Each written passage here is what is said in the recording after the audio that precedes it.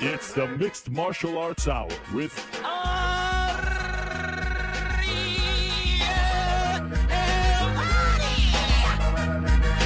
The Mixed Martial Arts Hour is back in your life on this Monday, August 16, 2021.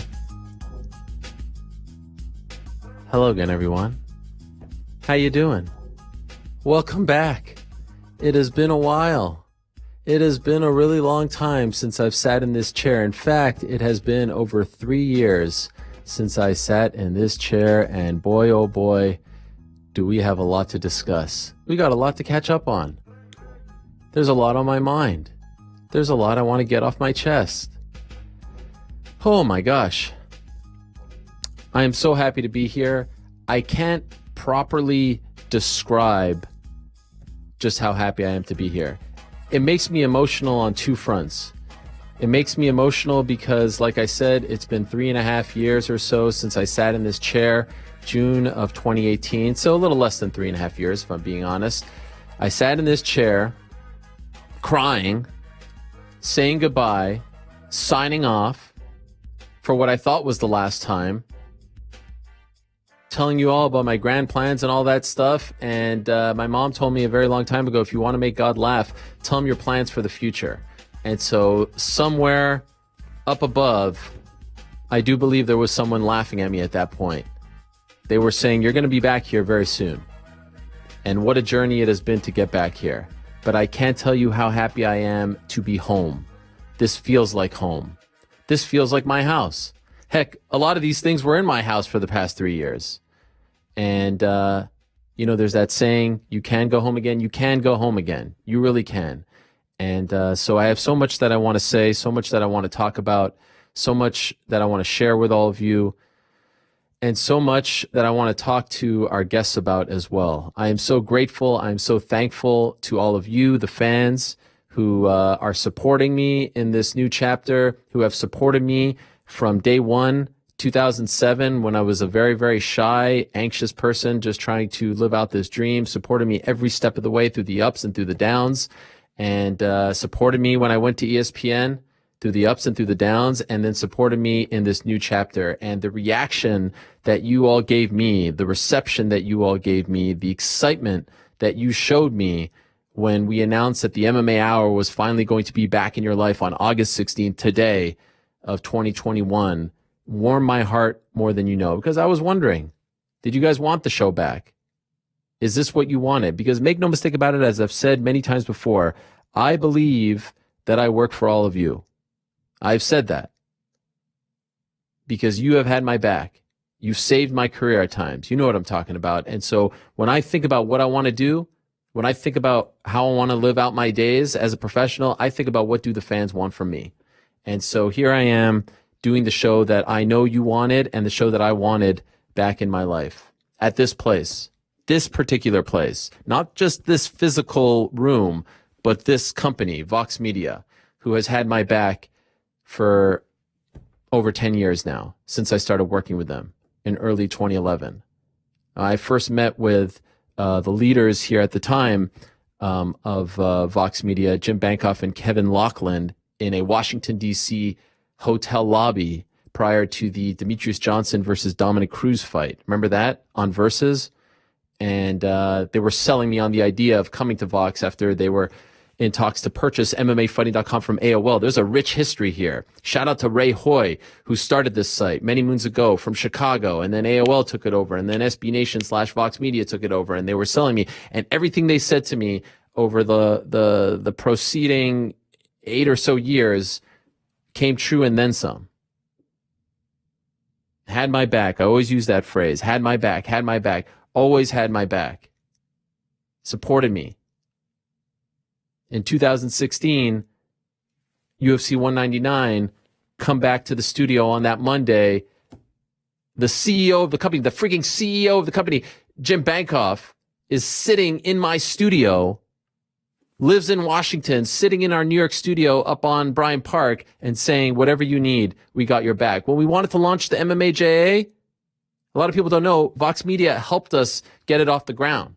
They wanted to help us. They support journalism. They support independent voices. They support what we believe in. That meant the world.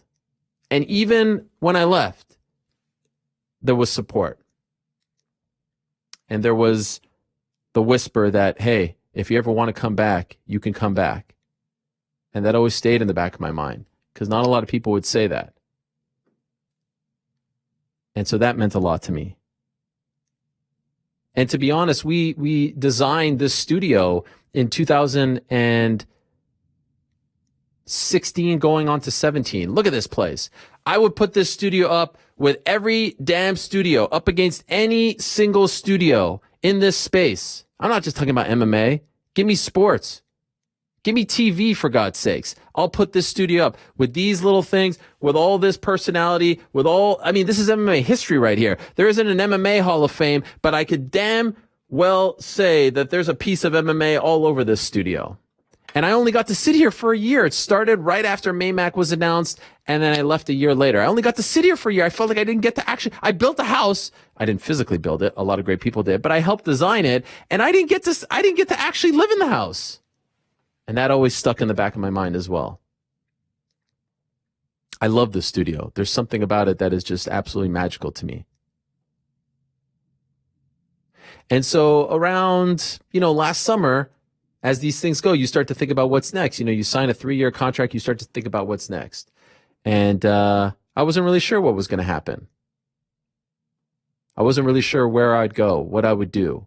Stay, leave, who knows? And, to me, this is all about a new beginning. I know it's an old show coming back, if you will. And I know everyone loves Helwani, and I know everyone loves independent Ariel and all that stuff. I'm not looking to cause any fights. I'm not looking to burn any bridges. I'm not looking to make enemies. I have a lot of friends who still work at ESPN. I have no hard feelings towards anyone there. Honestly, in my heart. In my heart right now, I'm speaking to you heart to heart, person to person. There's nothing else going on. There's no bells and whistles here. This is a shoot, brother. A lot of them reached out to me today, and that meant a lot. I'm very proud of what we did in 3 years. Truth be told, I didn't think I'd make it 3 years. And so that's why it was important for me to do as much as possible there. E60, outside the lines, NBA. It was great. I got to climb that mountain, and then I looked around, and I was like, I'd like to climb something else now. And so when I was starting to think about what would be next for me, I started to talk to a lot of people. And every person that I talked to about doing this show, bringing this kind of show back, the interview show, the show of record, the show of shows, every Monday, all that stuff, live. Every time I spoke to people, I kept thinking to myself, you know what I'm really doing here? I'm really just trying to recreate the MMA Hour. I'm asking them about studios. I'm asking them about crew. I'm asking them about cameras. I'm asking them about audio. I'm asking them about all this stuff. And then I'm like, I'm just trying to recreate my old show. Why don't I go back to my old show? I had this epiphany. I remember where I was. I had this epiphany. Why don't I go back to my old home? I didn't know what had happened to this place. It had been a couple of years. I didn't know if the crew, I didn't even know if the studio was still around. The world has changed a lot. Lo and behold, I reached out and I said, I want to come back. And the reception was great. Open arms, excitement. And when I said I wanted to come back, obviously you want to come back. You want to come back better than ever. You want to come back with a fresh, perspective, all that stuff. But one thing I wanted to do was I didn't just want to be on Mondays anymore. I don't want to just be on once a week. I want to be on twice a week. I want to be on Mondays and Wednesdays, live, 2 to 3 hours, multiple guests. I don't want to have to load up one show for 5 hours and then you don't hear from me for a week in this type of setting. So that's what we're going to do. I'm so excited about this. This is the closest thing I've had to a daily show. Monday, 1 p.m. Eastern, 10 a.m. Pacific, 6 p.m. GMT. Right here, YouTube, MMA Fighting. Wednesday, same time. I already have Wednesday show booked. I'm not going to tell you, but I already have it booked with big names. So you get a couple days to finish this, and then Wednesday you get another live show. You get a couple days. You could go back. This is great. Doesn't have to be all jam-packed. Monday we look back. Wednesday we look ahead, and a bunch of other stuff in between. And they were receptive to that idea as well. And I didn't want to change too much. I wanted the studio to be as it was. A little refreshing of the logo. Thank you so much to everyone involved in that process. A little, new trinkets here or there. But I wanted this place back. I wanted to be sitting here doing the same type of show with longer interviews, with access to the biggest names in this sport. Because I think this is, if I could just say, not just big for me, but it's big for the sport as well, for the fighters to have this platform. Uncensored, unfiltered. No one's cutting anything out. No one's telling you what to say beforehand. No one's telling you not to say certain things beforehand or afterwards. None of that. None of that is happening. Completely independent, completely unfiltered, completely uncensored. Use any phrase you want in that world. This is the place. Dare I say, maybe the only place. And so that's big for the fighters. It's big for the sport. Lord knows there's a lot going on in this sport right now that needs to be talked about in an unfiltered way. I would argue it's one of the best times in the history of the sport right now, with the UFC on ESPN and how mainstream it's getting, and with the gambling stuff, and with Bellator on Showtime, and with PFL on ESPN. Going to be interesting to see what happens with them next year with that deal up as well, with One Championship doing its thing, with Turner, Ryzen doing its thing. You got Cage Warriors expanding. KSW doing their thing. I could go. You got the YouTubers fighting. You got Tyron Woodley fighting. This is a very exciting time to be in the MMA world. And honestly, I see a lot of other people popping up with these digital shows. Some of the old guard doing the digital shows, right? The YouTube shows. Now doing, shows like ours. I felt like we were before our time. And so I needed to come back and remind people, we've been doing this since 2009. Since the AOL days, this type of show on YouTube. Uncensored, unfiltered, no commercial breaks. I wanted to come back and do this. I wanted to sit in this chair. And so I am so happy to be here. And I got to tell you, and so that's part of the reason why I'm emotional, because I'm back home, because I've been given this opportunity to do this show again with great people behind the scenes, the way I want to do it, talk to people the way I want to talk to them. But the other reason why I'm emotional being here today is because, and I know you're going to make jokes about me being emotional. Guess what? I'm still the same guy. In fact, I'm probably more emotional now that I've become a little bit older. I'm almost 40 years old, for God's sakes. I haven't been in a studio since March 9 of 2020. I've been to 3 NBA games, dream come true. I haven't done a show like this in a studio since March 9, 2020. Jay Park, remember him? The Brian Ortega Korean zombie thing? That was one of the guests on the show. That's how long ago. It was right after the Yoel Romero Israel Adesanya fight. Note the pronunciation. Adesanya. I haven't been in a studio. I'm tired of doing things in a spare bedroom. I'm tired of doing things on Zoom. I'm in a studio doing a show like a professional. I said goodbye to my kids and my wife today, and I said, I'm going to work. And I'm going to park my car in a parking garage, and I'm going to walk here wearing a mask, and damn proud of it. And so I'm so happy to be doing that as well. What a show we have lined up for all of you today. And again, I didn't want to just load the deck today because we got big names coming on Wednesday. Don't forget, Mondays and Wednesdays, 1 p.m. Eastern. 10 a.m. Pacific, 6 p.m. GMT. You can watch us live on YouTube. You can get us afterwards. Apple Podcasts, the feed is up already. Spotify, the feed is up already. All those other places where you get podcasts. Coming up at 1:30 p.m. Eastern. El Diamante, Dustin Poirier, the man who defeated Conor McGregor for the second straight time this year. The man who at the end of the year just might be the 2021 male fighter of the year. If he gets that title fight against Charles Oliveira, he might get the belt, he might win, and then win the award as well. What a run for him. He'll be our first guest at 1:30. At 2 o'clock, I needed to have my old friend back. Rampage, Quinton Jackson, the legend. Is he fighting Shannon Briggs in a boxing match? What's going on here? We haven't seen him since December of 2019. What's going on with old Rampage Jackson? He'll join us at 2 o'clock. And then what about at 2:30? We couldn't have the new era. We couldn't have the return of the MMA Hour, the first show of this new chapter, without the first ever guest in the history of this program. Also was on the last ever show, the great California kid himself, the California dad himself, the one and only Urijah Faber, the legend. 2 legends in that hour. Very exciting. And then what about at 3 o'clock? You talk about uncensored. You talk about unfiltered. Darren Till. The pride of Liverpool. The crazy man. Am I worried he's not going to show up? Of course I'm worried. Have I been an anxious person over the past 48 hours? Of course I've been. But he gave me his word. Darren Till, 3 o'clock. Of course, September 4th, rapidly approaching. Derek Brunson fight, big-time fight at 185 pounds. And then we round things out with the last style bender himself, the reigning, defending UFC middleweight champion, the one and only Israel Adesanya. And I got to be honest, he's a great fighter. He's one of the pound-for-pound kings. He's slowly but surely on his way to being one of the greatest UFC champions of all time. But the real reason why I wanted to have Israel Adesanya on this show is so I can say his name the way it's supposed to be said, and that's Israel Adesanya. And if that bothers you, get used to it, because that's the way I'm saying it. Adesanya. Yeah. It sounds great. Oh, man. A nice little 5-pack. So that's kind of how it's going to roll. 4 to 5 guests each show.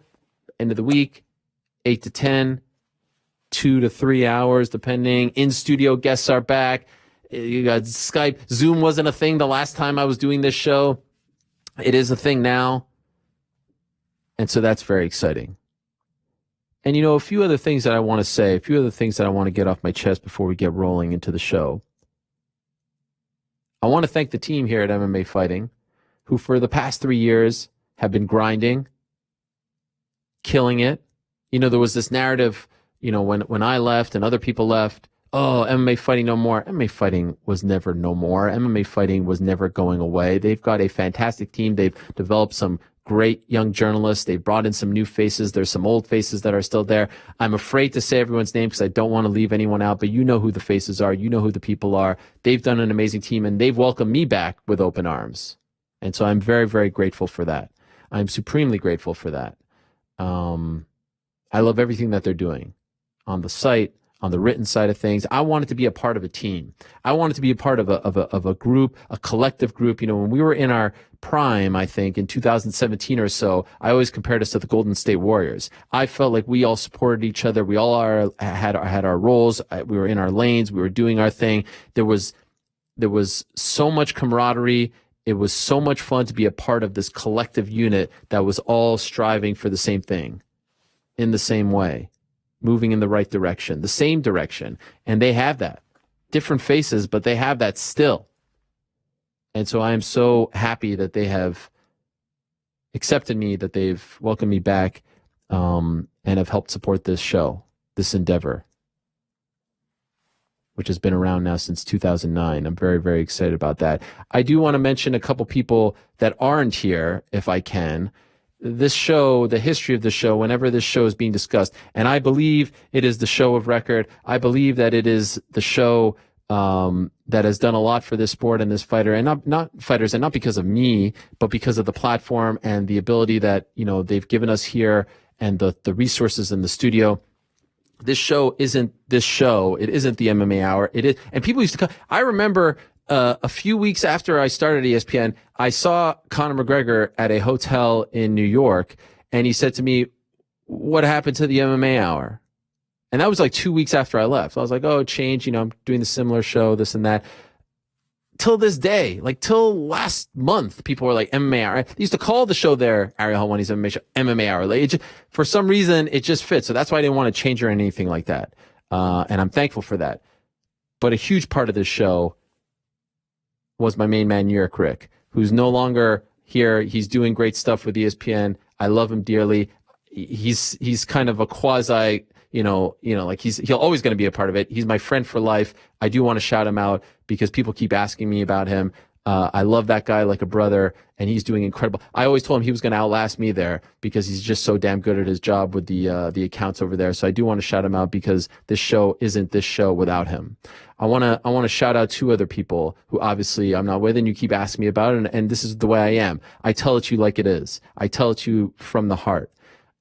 I have to shout out my guy, Chael Sonnen, because we did that show, Ariel and the Bad Guy, there for 3 years. That was the first thing that we did going into that place. And Chael is such a great friend, always had my back. And I love doing that show with him. And his new show is going to be great as well. He is a superstar. He doesn't need me. He is an absolute superstar. But I want to mention one thing about Chael, so you know what kind of person Chael Sonnen is. Last show that I did on site was the 248 show, Israel Adesanya against Yoel Romero. And I'm not going to get into all this nonsense now, and maybe over time these things will come up. But let's just say, I wasn't exactly welcome with open arms at the event. Life was made difficult. Difficult like you wouldn't believe. And I didn't have the same freedom to do stuff. I'm talking about just like going places, backstage and whatnot. I talked a little bit about this on Bellator. Anyway, it kind of reached a boiling point, if you will, back then. Dissipated over time, but at this event, it kind of reached a boiling point for a very stupid reason. In any event, we're being dropped off at the event, and everyone's in the van. And I'm told that I can't go with everyone. I can't walk where everyone walks. I can't go in the same door that everyone goes in. Why? Don't ask me. Nonsense. So everyone gets out of the car, as they should. This is their stop. I'm going to go some backdoor way or whatever, just to get to the rafters to do my show. Everyone gets out, as they should. One person doesn't get out, and that's Chael Sonnen. And they're like, Chael, this is where we're getting out. He said, nope, I'm going where he goes. I'm walking in with Ariel. And I hope he doesn't mind if I say that, but that blew me away. That's Chael Sonnen. He said, I'm going with him. That's all you need to know about that guy. Solid as a rock. Had my back. Friend for life. He doesn't need me. The other guy, of course, and you could see Chael and why it was important for me to have him right over here. If we could show this camera shot right over there. There he is. There's the bad guy. He'll always be here. He'll always be by my side. And his toys somewhere. We got the toys over there. He's right there. You see him. And then, of course, the other guy is my main man, DC, that you see right over there. Right? Right over here. You see him over my right shoulder. Show this camera right over here. There it is. There he is, the man himself, Daniel Cormier, who I said is going to be over my shoulder until we meet again. I love this guy. We talk 3 hours a day, every day. And even when it seemed like the end was coming, he had my back and was supportive and no hard feelings. Make no mistake about it, I hope his show succeeds. I'm not here to go to war with my buddies. Absolutely not. So support their show, support our show. This man, you know about what he's done for me.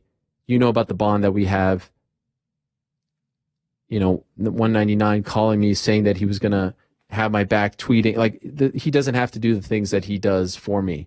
And what was so special for me over the last year and a half was pandemic hits. I don't know what to do. And there's DC not getting paid, doing the show every single week with me.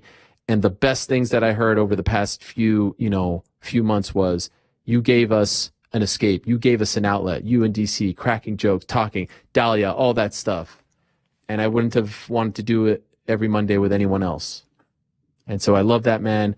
I love him for being such a great friend, and I wish him the best. And one day we will all reunite, all three of those people that I just mentioned.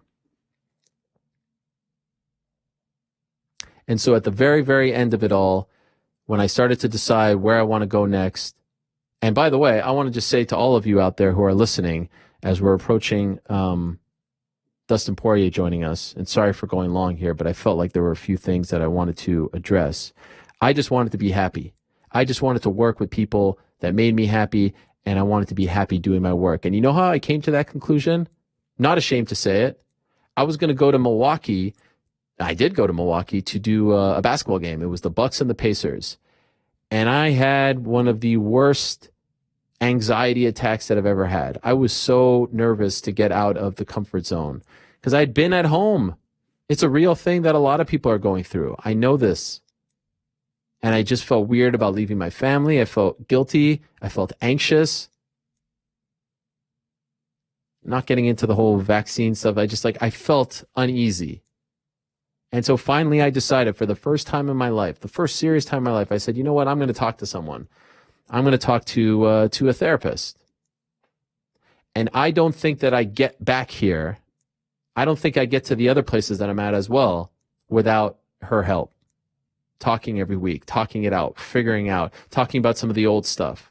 And so if you are out there struggling, feeling down, feeling confused, feeling anxious, feeling uneasy, if you haven't reached out to someone, it doesn't have to be a therapist, it could be a friend, could be a parent, could be a brother, a sister, a spouse. It could be a dog.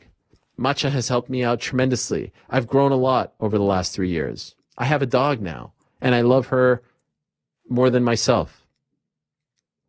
We cuddle together. It's fantastic. Reach out to someone, talk it out. You'll be amazed how good you'll feel afterwards. And I just, from February to March to April to May, I just felt like the clouds were opening up for me. I felt like I could see things more clearly. I could be happier. I wasn't holding grudges. I didn't have hate in my heart. I just felt better about everything. And I don't think that I get there without the help of a professional. But it doesn't have to be a professional, if I'm being honest. And so I just wanted to get that off my chest as well. I'm so thankful for the last 3 years. And then I'm thankful that I was able to get back here and do this show for all of you. And I'm ready to get rolling now because, like I said, there is so much going on in the world of MMA. Funny that we start this on a Monday where, let's be honest, pretty quiet weekend. We did have the 2 shows, PFL, Bellator going head-to-head. Shout out to Gegard Mousasi on Friday, defending his title successfully against John Salter. Up next for him, no more Mr. Van Zandt. Austin Vanderford deserves to have his name said the right way. And by the way, he was always down with me calling him Mr. Van Zandt, if I'm being honest. But, I feel like he has earned that respect. Mousasi successfully defended the title. Over in Bellator, in PFL, you had Rory McDonald losing to Ray Cooper in the semifinals of the welterweight tournament, leading to a bit of speculation as to what he has left in the tank. But it was a fun night, but there was no UFC. UFC back this weekend. In fact, there's a ton going on this week. PFL on Friday with the return of Kayla Harrison. Bellator back. PFL back on Thursday. Bellator back on Friday. If you're into pro wrestling, I think someone's coming back on Friday as well. I've heard about some guy who might be the best in the world coming back. You got SummerSlam on Saturday in Vegas. I'll be there. You also have UFC back with Cannonier and Gaslam. There is so much going on. There has never been a better time, in my opinion, to do a show like this, to be back home, comfortable in my skin, being able to say what I want to whomever I want with all of you by my side every Monday and Wednesday. And so without further ado, let me stop rambling. Let me stop ranting. Let me stop getting all emotional on all you guys. And let's start getting to the fighters, because that's what this show has always been all about. It's never been about me and the hot takes and all that stuff. It's been about the fighters, getting their voices out, their stories out, giving them the platform, and doing it in a honest, unfiltered, uncensored way. I'm sorry for repeating that so many times, but those were big things when deciding what I was going to do next. And so when I started to think about who do I want to kick off this show with,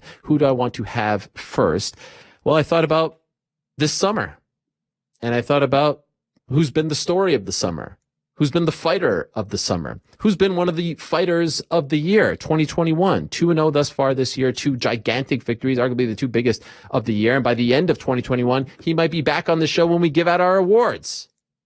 He might be the 2021 male fighter of the year by the time this entire year is done. And so he was kind enough. He's been a little bit quiet over the last month and a half or so, but very, very thankful that he has agreed to be our first guest in this here new era. And so without further ado, let us go to the Skype machine. It feels so damn good to say that, and say hello to the pride of Lafayette, Louisiana. Say hello to the #1 contender in the UFC's lightweight division. Say hello to El Diamante, Dustin Diamond Poirier. Look at that man right over there. Dustin, my man, how are you? Good, man. What's happening with you? Not Good much. to see you back on air. Yes, it is great to be back. I am so happy to be here, and I'm so happy that you're our first guest. I really, really appreciate this. You've been quiet since the Conor fight. Like you had the fight, you had the press conference, and then you just kind of went away a little bit. Why is that? Obviously after a fight like that, you're getting a bunch of interview requests, and I just kind of wanted to chill, man. I didn't want to be on my phone the whole time and setting up interviews back to back, talking about what I've been talking about for the whole year. Since the end of last year, prepping for the rematch with Conor. I just was tired of talking about it, and kind kind of sick of the whole MMA media thing that they do. So I just kind of really been rejecting a lot of requests. But whenever your phone rings and it's Ariel Helwani, you hit answer. Wow, that means a lot. Thank you for that. The check is in the mail. And by the way, the hot sauce, fantastic. The KO edition, I'm a weakling. I tried the KO edition this past week. Holy smokes! Like literally a drop of it, like I can't like a milli drop of it is so insane. You can eat that like smothered on your food. I wouldn't smother it, but I can definitely eat it. It's the ghost pepper, man. A lot of people were saying that it wasn't the first version, the original wasn't hot enough. And we didn't want it to be blow your doors off hot, but here you go. Well, it's blow my doors off hot, if I'm being honest. Okay, so I'm curious about. And I've been on vacation, Ariel. Yes. That's why I haven't been on Good. In the media. I've been on vacation for the last week. And that's way better than talking to people like myself or anyone in any kind of media. The postscript from the second fight in January, like the glow, if you will, January compared to July. What's been the difference? You beat him the first time in January in the rematch, and then you do it again. 5-6 months later? Any difference in the sort of aftermath, if you will? Yeah, I would say. Well, the rematch, obviously, I knocked him out. So you get a conclusion there's an ending to the fight. The second one, his leg breaks, so you don't get that that same feel. Like, it's a win on my record for sure, and I was winning. But the second fight, I put him away. The third fight, I guess I don't know what to say about that. So so that like that feeling, or especially with the media or fans, people say, "Oh, you didn't beat him." The second time, I got that. I beat him. So would it then be fair to say that the second time, the feeling of the victory was actually better than the third time? I mean, they're both great, but the second time was nice because I knocked his ass out. Right. Did you feel like you were en route to finishing him in the second? Like, did you feel if there were maybe 10, 15 more seconds left in that first round, leg break or not, that you were going to finish him? If it wouldn't have happened at the end of that round, it was going to happen in the second or third round. It was only going to get worse. I definitely felt in control of the fight, even on the feet. There's been some speculation as to when it happened, prior injury, all that stuff, and there's been screen grabs of it happened here. Could you feel at any point that his leg was compromised? I didn't. I had no idea. I know at the beginning of the fight, the time he kicked me and I pointed to his leg, I knew that it landed. Hundreds of thousands of kicks thrown and received throughout my career. I'm guessing hundreds of thousands. I've been kicked and kicked so many people. I know when a kick lands the wrong way and hurts your training partner or hurts your opponent. And he threw one early in the fight that I knew hurt him, and that's why I pointed to his leg. But I'm not sure. I heard someone say that there's been more video breakdown of Conor's leg break than there was of JFK assassination. So yes, the experts are still on it. They're trying to figure it out. Yes, our version of the Zapruder film. Even at the end there, when you were hitting him with the ground and pound, could you, at that point it's dangling, but it was only apparent once the round ended. Could you tell that it was broken like that? No, in the heat of the moment, we both threw punches. We both missed, but sometimes things glance and it's, your adrenaline's pumping. You might hit him a little bit. I don't know. I thought he might have went down from the punch, but I didn't notice until I started walking back to my corner. I kind of looked down when Herb separated us at the bell and I saw his leg was dangling. How did you feel about the immediate aftermath in the cage? Some of the things that he said and just that whole scene there, with your wife involved and whatnot. In that moment, what do you like? Because some might say you could have been excused for really blowing up, for losing your cool when it starts to get personal. How did you feel in that moment? I felt like I just won. It is what it is. What a promoter the guy is, sitting there holding a Gumby leg and setting up fights and still talking trash. Hey, let the guy recover and get healthy and come back. We'll see what happens, what's next. But I felt like I won the fight. That's the feeling I got immediately after. So you correct me if I'm wrong. You subscribe to like all's fair and fight and love and fight promotion. Like it's okay to talk about your wife and things like that. That you don't feel like that is crossing any kind of line. For sure. I mean, for sure, some of the stuff he said is crossing the line. But this is a fight game, and I don't write the rules. I just go in there and punish people for talking, and that's what happened. I felt, and correct me if you feel otherwise, comparing like your demeanor in the pre-fight press conference going into the fight, this third one, as opposed to the second one, like you exuded, and I may be totally off here, so again, correct me if I'm wrong. You were very comfortable, confident. You were like secure in the moment. None of it, people were wondering, oh, the second time you guys were buddy. Is that better for you? The third time, it's more animosity. I thought that you thrived in that spot going into the third fight. Like that's where we saw like the real you come out. Am I accurate with that? Yeah, I felt in the zone. I felt comfortable from the press conference to the weigh-in, all fight week. When I looked at this guy's eyes, I just saw a man who was unsure. I really felt that. And I'm the guy who says like stare downs and that type of stuff doesn't really play a big thing into the fight. You can't really see, I've seen guys look timid at weigh-ins and be a monster the next day. And I've seen guys, jumping around, talking trash with a lot of energy at weigh-ins come out and fold. So I don't take a whole lot of that into the fight with me. But this time I really felt like I was looking at a man who was unsure. Can Conor McGregor get back to the Conor McGregor of 2016? I mean, I have no clue, Ariel. The road he's going to have to recover that leg is going to be long. But, when you're committed to things and you bust your ass, special things happen, and maybe he can. Who knows? Time will tell. I said afterwards that there is a very easy blueprint to do a fourth fight. It's rare in fighting. You don't get a lot of fourth fights. There was a famous one in boxing, Pacquiao and Marquez, but very, very rare. Would you like to fight him for a fourth time? We'll see what happens, Ariel. I'm not sitting back waiting to fight him a fourth time. If it makes sense, it comes about, we'll do it again. I'm just training, living my life. My daughter just started her first day of school today. I'm having fun trying to continue to grow as a martial artist, and we'll see I'm not committing to anything. I haven't even spoken to the UFC about the title fight or their timeline. I haven't spoken to anyone about setting up another fight. I haven't even been reached out by the company. So we'll see what happens. I guess anything is possible, but we'll just go with what makes the most sense. Does that surprise you? It's been, a little over a month since the fight that no one has reached out, or is that typical?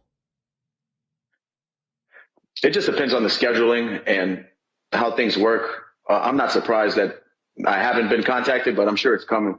They might see this interview and call me. So yes, they love to watch my stuff, so they're probably watching right now. Oh, they're watching right now. I think they're commenting. Yeah, they're probably on the YouTube chat.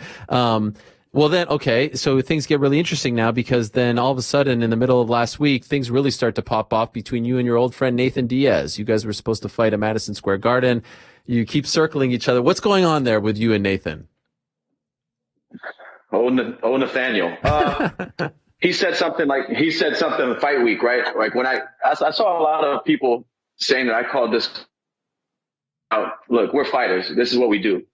And I'm not trying to set up a round robin between me, Conor, and Nate, just running it back between each other over and over again. That would all be great fights. We should just do that. But he said something like, he said something fight week or right after I beat Conor, and I replied, and then it turned into what it is now. But yeah, me and the guy were supposed to fight. He won't tell the true story of how the fight fell apart. I'm the fall guy. I get some injections in my hip, and looks like I pull out of the fight when the fight was already off the table at that point. And I don't know. I just feel like we got to fight at some point, but we'll see. What's the true story? You know the true story. The people know the true story. New fans. Yeah, here we go. We're on a new show, so we'll do it again. He was over negotiating. The UFC started offering me other opponents. I've been dealing with the hip problem for a lot of years. They started offering me new opponents for the Madison Square Garden, different people. I was like, no, I've been prepping for Nate. I'm going to fight him or I'm out. More stuff happened on his end. So I said, okay, I'm going to go and get my hip done. If Nate would have stayed the guy across from me and the contracted guy I signed for, I would have fought. I fought plenty of times with my hip hurting, but the fight fell apart. So I went get hip surgery, or I went get hip injections, ended up doing the surgery after the Khabib fight. But I become the fall guy for all this, but I'm not here to talk about that with you, Ariel. Okay. So then let me ask you this. What's a bigger fight in your opinion? Or I'm not here to yeah. Well, what? I'm going to ask you. So, and I understand what you're saying. You don't want to rehash the past. We'll look ahead. What's the bigger fight? You versus Nathan once and for all, or you versus Charles Oliveira? Obviously not the name, but certainly the resume is second to none right now. And he's the champion, the undisputed champion now that he won the belt against Michael Chandler. In your opinion, what's the bigger fight? What's the fight that gets you more excited? And the guy deserves all that. He is the champion. Yeah. Charles Oliveira is the undisputed world champion. You tell me what's the bigger fight.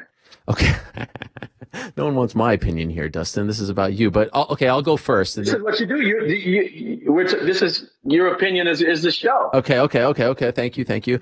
I will say from a name standpoint, from a marquee standpoint, you versus Nathan Diaz is the bigger fight, right? Because of his name, his following, and whatnot. I would not think that you're crazy at all for saying Oliveira's on a roll. He's beaten everyone. I think it's now 8, 9 in a row or something like that off the top of my head. He just beat Chandler, who was looking good. He beat Tony Ferguson. We know the whole resume.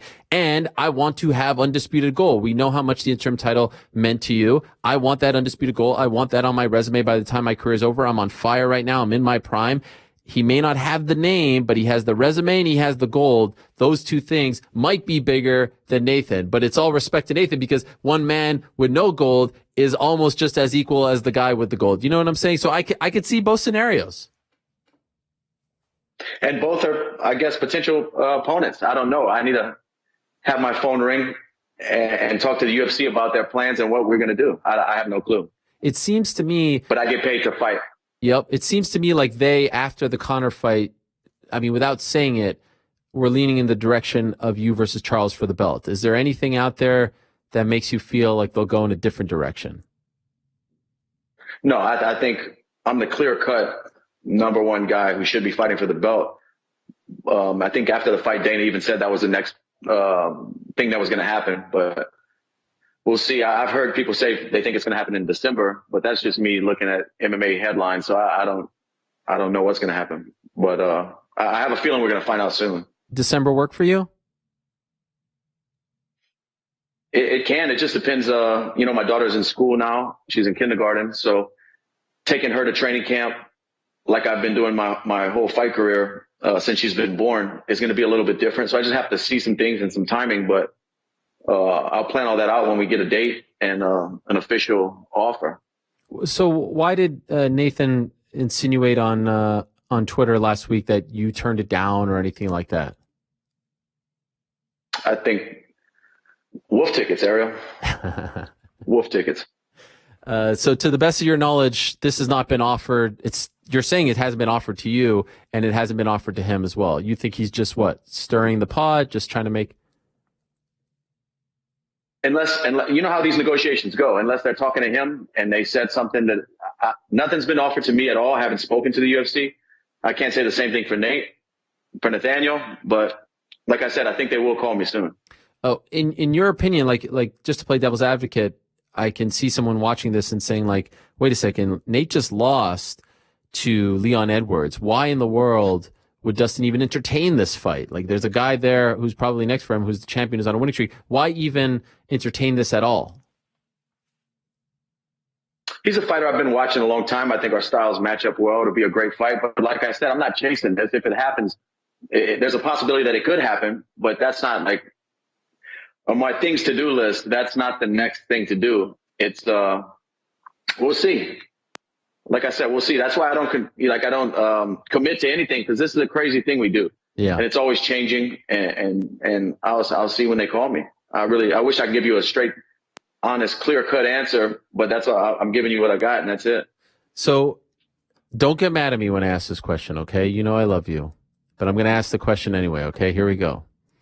I was talking to Roman Reigns. Do you know who Roman Reigns is? He's a WWE champion. You know who he is?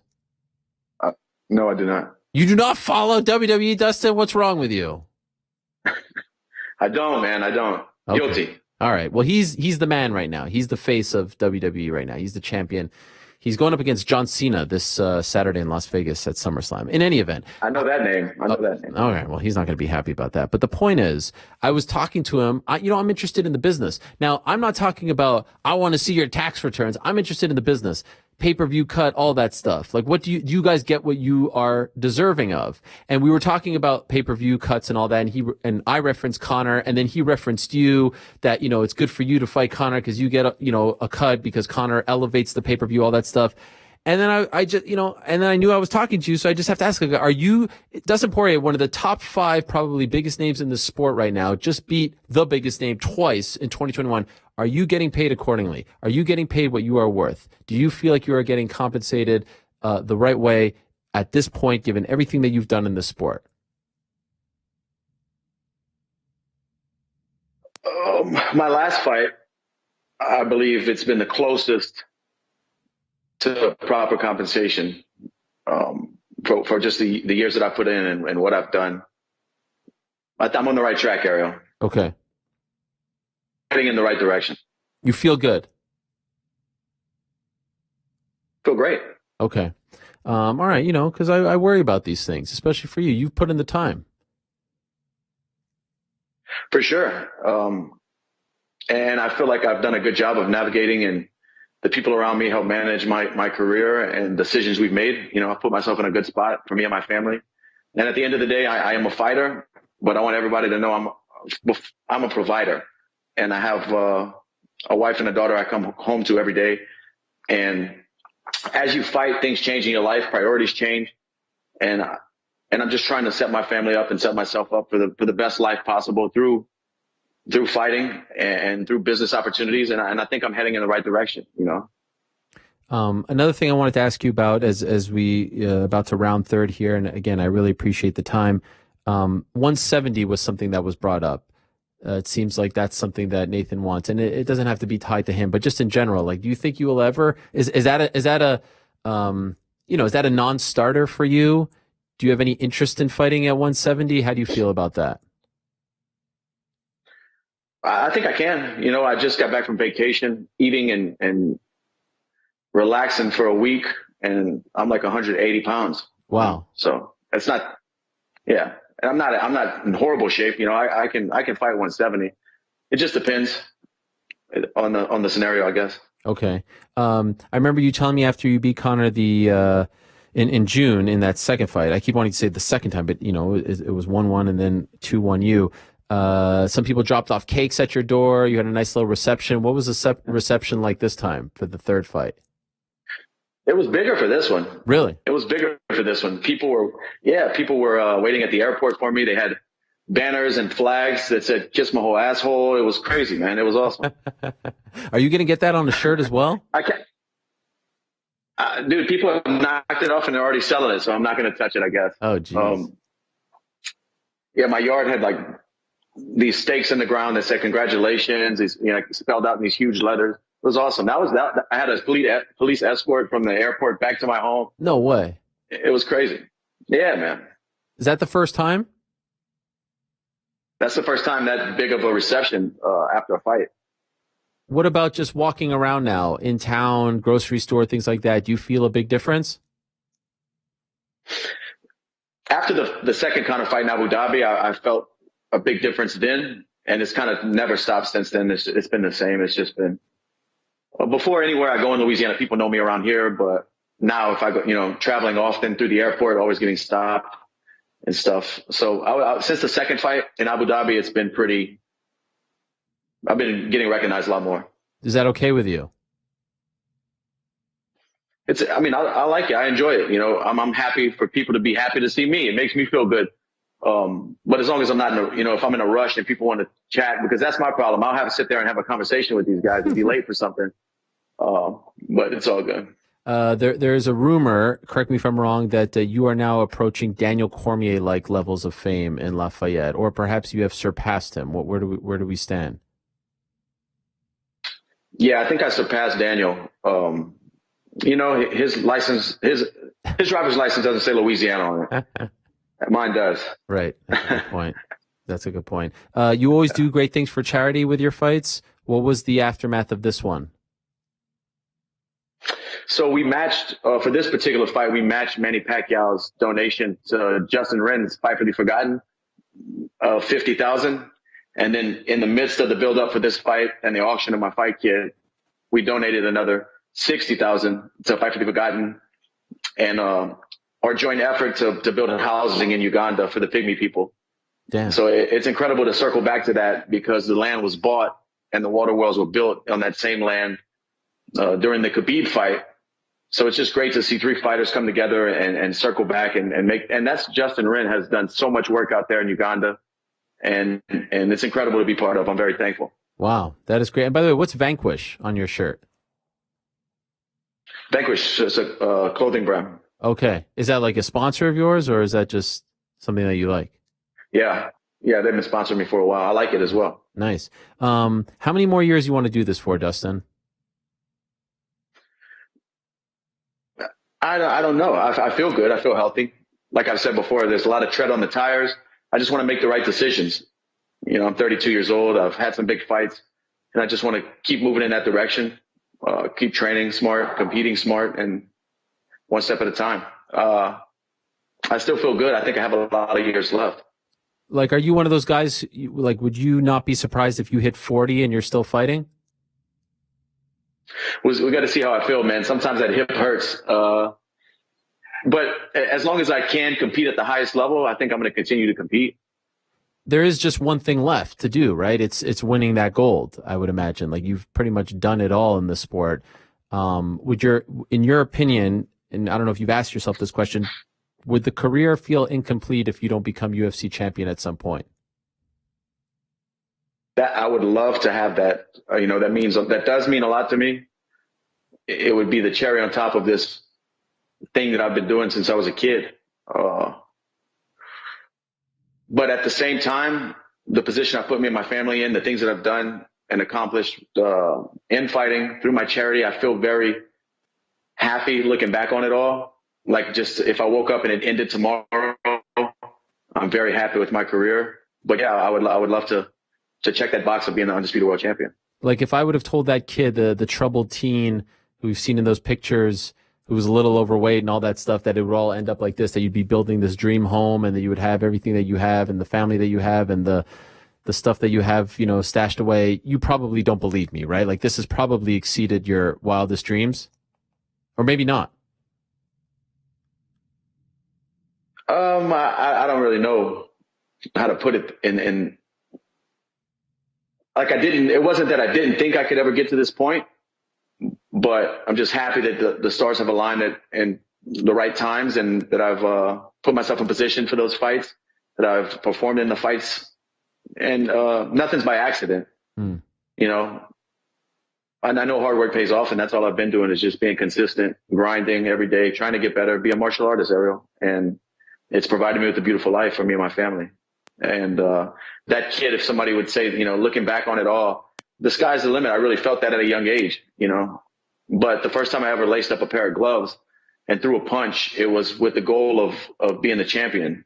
It wasn't a goal of how many dollars I can collect per punch. It was a goal of being the best. And I still want to do that. I don't know if it's a murky waters for me with that stuff. Cause like I said, I am very thankful and grateful and happy with my career, but I do want to be the best. I want to be known as the best. When you say with that stuff, I'm assuming you're saying like balancing like the money fights versus the championship fights, right? Sometimes the money fights or the big name fights are bigger than the championship fights, but that gold, you still want that belt for your mantle, right? Yeah, for sure. Yeah, I could see that. But you seem to have, you seem to have put yourself in a great position, and it's going to be really interesting to see how it all plays out. Last question for you, Dustin, and you can't sit on the fence. Look into your crystal ball over there in Lafayette. Your next fight is against who? What do you feel in your heart? I feel like it's for the world title. I mean, that's what makes the most sense. But when that phone rings, we got to talk. About? We have to talk, man. Talk about what? About the whole situation. About everything. Mm-hmm. Fair to say you're like that middle ground? You like that middle ground? I just plant my feet in every time you're asking a question. I don't commit to anything anymore. I love it. It's great. Why should you? But you are open to fighting again this year, right? Like we need to go 3-0 here, get that fighter of the year. Yeah, okay. That would be against who? I don't know, but fighting again this year, I think is probable, man. Okay.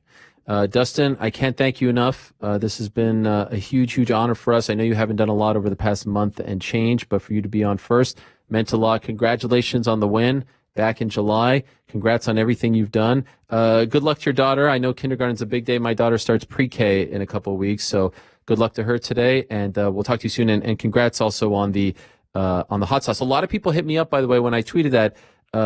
What's the website, or where can they order it?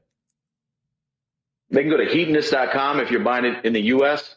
and anywhere outside of the USA, heartbeathotsauce.com. They have the better international shipping. And the KO edition launches this Saturday.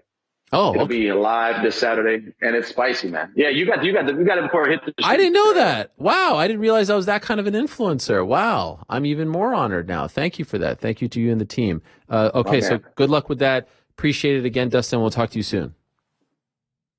Thanks, brother. All right, there he is, the one and only Dustin Diamond Poirier. So, is it going to be Charles Oliveira for him next? Do they throw the curveball? Do they go for the money fight of Nathan Diaz? We shall see. Always great to talk to Dustin, who is now 2-0 in 2021 and might be on his way to a Fighter of the Year award. Of course, Charles Oliveira awaits, and he is a fantastic fighter who is on some kind of roll as well, coming off that big win over Michael Chandler. We are in the flow. I am feeling good. It feels like I never left. I was talking to our director, Nick. He was like, hey, it's just like riding a bike. The problem is I don't know how to ride a bike. I never learned how to ride a bike. And so I don't know about that analogy. It doesn't really resonate, but I've heard people say it before. And so I will run with it as well. And when I was thinking about this show, this big return, if you will, the reintroduction of the MMA Hour and the people who have meant so much throughout my career and who have been there for me through the ups and downs, who have always had my back, who have always been accessible, who have always been a pleasure to deal with. I think at the top of the list is our next guest, the one and only Quinton Rampage Jackson is here and kind enough to join us. Quinton, long time no see. How are you? I'm doing good. Why you call my name like that? Quinton? What is that? Yeah. Is that not like an ex-girlfriend? No, don't call my name like that. Man. It's too early in the morning for that, Ariel. What do you prefer, Rampage? Well, whatever, but not Quinton. don't say it like that, bro. Okay, all right. How are you? Long time no speak. Yeah, long time no speak. I'm good. How you doing? I'm doing great. We're back. Did you know this show was back? You had no idea. I had no idea. I had no idea you left. You do so much stuff. How can I keep up? Are you happy with my glow up? Are you proud of me? Yeah, fuck yeah, man. Anytime anyone from MMA do anything good and positive, I'm always happy for anybody in MMA. I love that sport, and we're a young sport, and we're constantly growing and evolving. I love it. You feel like we're still the little engine that could this sport, or do you feel like it's officially hit mainstream, perhaps mainstream levels that you could have never dreamed of? Oh man, Conor McGregor put this sport on the map. So there's no denying that. We're most definitely out there. People are aware of us. Conor McGregor brought like casual fans and got them interested in the sport. But I don't know if those people are like tuning in to other fighters and stuff like that. But a lot more people sure talking about our sport now, though. Conor is a very polarizing individual. He's a very polarizing character in this sport. But I've heard you say on multiple occasions you're not a Conor hater. Like you think that he has helped elevate this sport, correct? Yeah, I don't agree with everything Conor says, but I think he's great for the sport. But at the end of the day, he's an entertainer, so I don't take anything he said like offensive or anything like that. In my book, Conor can do and say whatever he wants, but like in interviews and stuff. But some of his sometimes, he gets in trouble like outside of fighting and stuff like that. He does a lot of stuff that kind of makes himself look bad. I never met the guy and stuff like that, but I'm a fan of Conor McGregor because what he's done for the sport. I just wish he would chill out on beating up old men and shit like that. That ain't right. Right. I need to slap some sense into Conor McGregor for that shit. Don't be beating up no old motherfuckers. What's wrong with you? When you like UFC 71, you knock out Chuck Liddell. You've got Tough. You've got A-Team. There was a point. I mean, you were. I still think you're an A-lister. I still think you're the man. But everyone wanted a piece of you, right? I mean, you were like, what were you? You were all trim and everything, looking all like skinny and everything. You look great. Did you feel like everyone was coming after you? Did you feel like you were on a pedestal, like on a spotlight, like you couldn't make a mistake because people wanted to, capitalize on you and your fame? Hey, well, look, that was a long time ago. I'm an old man now. Father Time that submitted me a few times, kicked my ass, but I get back in there. But those days, I fucked up too. My whole incident with with my big monster truck, it was all misconstrued and they told a different narrative. One of my friends really needed my help, and I got to his aid no matter what. And the guy's still my friend today. And the media never told that side of the story. So it's always two sides. But, it was just unfortunate that some people really took advantage of the situation. One lady, all I did was knock off a mirror and she tried to lie like, I may have had a miscarriage. I'm going to talk about it now because it's really unfortunate.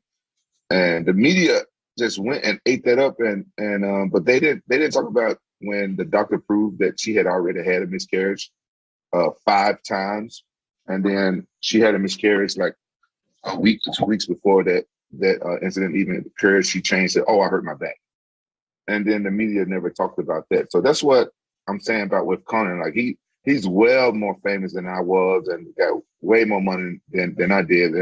And he keep this stuff up. People are going to try to sue him and get money. That lady took advantage of the situation with the insurance, which anybody would do that. The money that come out of my pocket, it was, the insurance paid for it. So I can't really blame her for that. But I just wish that the media would have told the truth. For years people was talking crap about me like I made someone had a miscarriage, and that's not true. Like you can look all this stuff up. The lady actually just changed her story. Like, oh, I just hurt my back. And how come the media didn't go back and say like, oh, this is what really happened? Why they constantly trying to make me look bad after all that? The story with the truck. I mean, you said that the media misconstrued it. Do you want to clear it up? I would like to clear it up because every now and then people still say stuff like. Let's clear it up. Remember that? You asked me a question. I'm fire. Well, what happened? I mean, I remember that was at the height of your popularity, and there was a chase, and you're out of the truck, and they're saying that you've lost your mind and all this stuff. What really happened? What really happened is one of my friends was going to commit suicide. Wow. And I just had to get there and give him a message. It was kind of personal. I'm not going to say which friend friend it is, but this friend now, he's a successful guy with a clothing company, got 2 beautiful kids, a beautiful wife, and he's happy now. And he's not happy. I remember he helped me train for my fight for Forrest Griffin, and he had remembered that I had back in those days. I had recently become more religious, and he noticed that I changed, because he was a close personal friend. He knows that I changed my outlook and stuff on life. And I remember him talking to me in training camp. But I was in training. My mind was focusing on my fight, and I didn't, really think nothing bad about it. I just know he started asking me questions about Christianity and how I deal with this, that. Fast forward to that day. It was just a sense of urgency that I had to get there. And I was trying to jump in my R8 to get there really fast. I had an R8 back then, and I was going to jump in that car and get there really fast. But I had just got my truck out of the shop, and I put it, I parked it behind the R8. I just jumped in my truck and I got there. I do anything for my friends. But what I want to clear up is that the lady just did an insurance claim, and she made me look bad. I just wish the media would have cleared it up, because they knew, what happened after said and done. That was the initial that's the initial thing that she said. Oh yeah, he made me have a miscarriage, but the media could even had mentioned that all I did was knock off her side mirror. I never hit her car. You can't make somebody have a miscarriage if you don't hit them. But I did knock off her side mirror.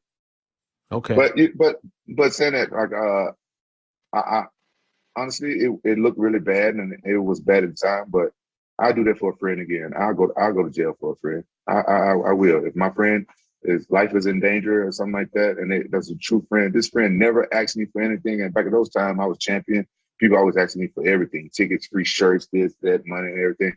This guy always helped me train for my fights and stuff like that. And he wouldn't even accept money, because I like to play my training partners. This guy's a true friend, and I do that for a friend any day. And he's doing okay now. Oh, he's doing great now. Great. Did you get to him, by the way, that day, or did they stop you before? Yeah. You did. No, I wouldn't stop. I wouldn't stop until I got to him. And I got to him, and the message was received.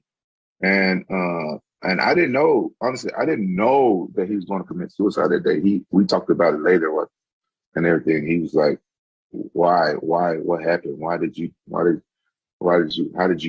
How did you know that? And I just felt it, like talking to him. I had called him before.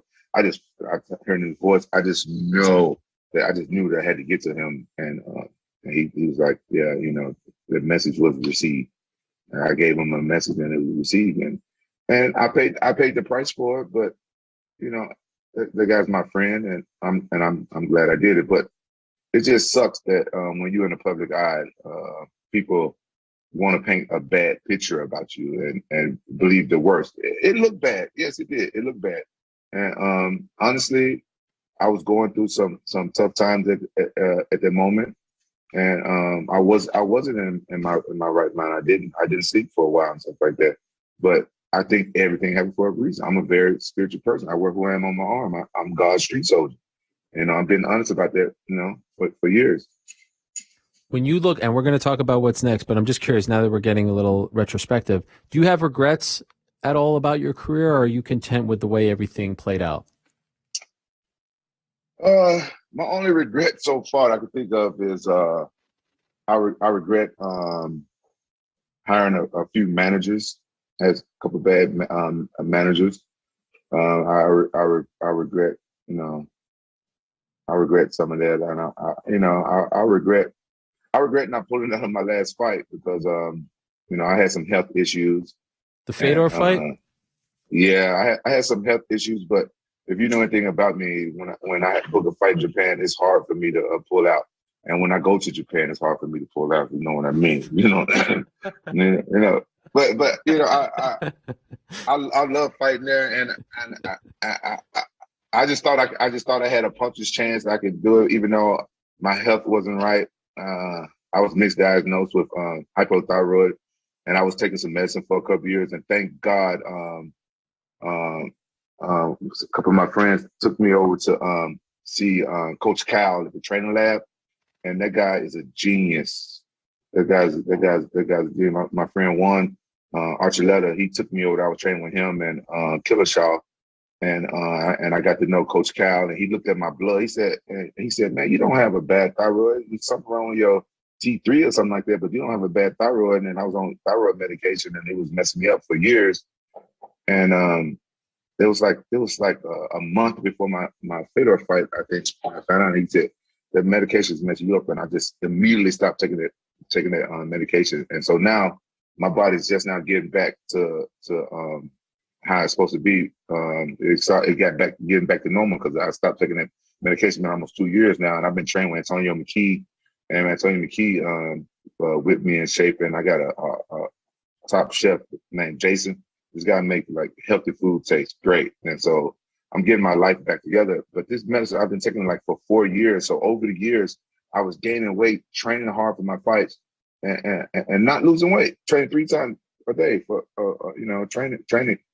training camps, and I'm not losing weight. I'm gaining weight. I didn't understand what it was, but it was a fucking medicine. What is it like for you? Like, I mean, again, there was a time not that long ago, you were the man, you were the champion, all that, and you're in there, and something's feeling off, and you're not happy with the way you're looking, and you're fighting Fedor, and you're in Japan, a place that's so special to you. Like, in your mind, in that fight, that's not you. That's not Rampage. Right. What is that like for you? Like, what kind of a mental mind F is that for you? Okay.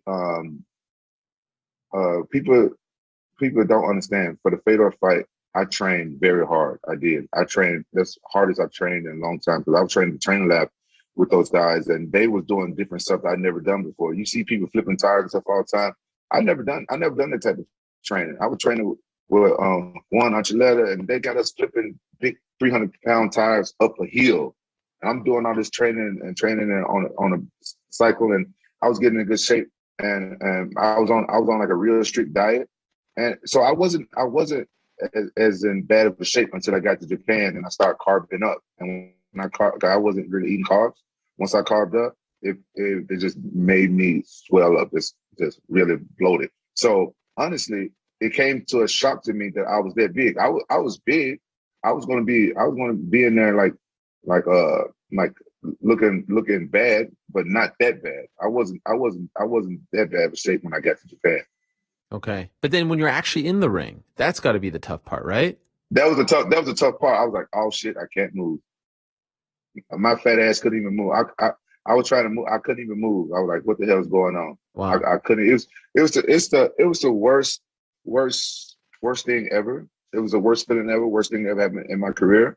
But I've come back before, and I've had times when I came back. Like after I lost Shogun, people thought that I was done, and I came back to win a belt and then make history, being the first, unified champion in MMA. Even though I'm a lot older and stuff now, I want to make one last comeback because I love this sport, and I've seen many fighters retire and miss the sport and come back, but they wait too long. They come back after 3 and 5 years, and it's just not in them. So I feel like with the type of mind I got and the heart I got, I feel like I could come back and just entertain the fans. I've already proved my point.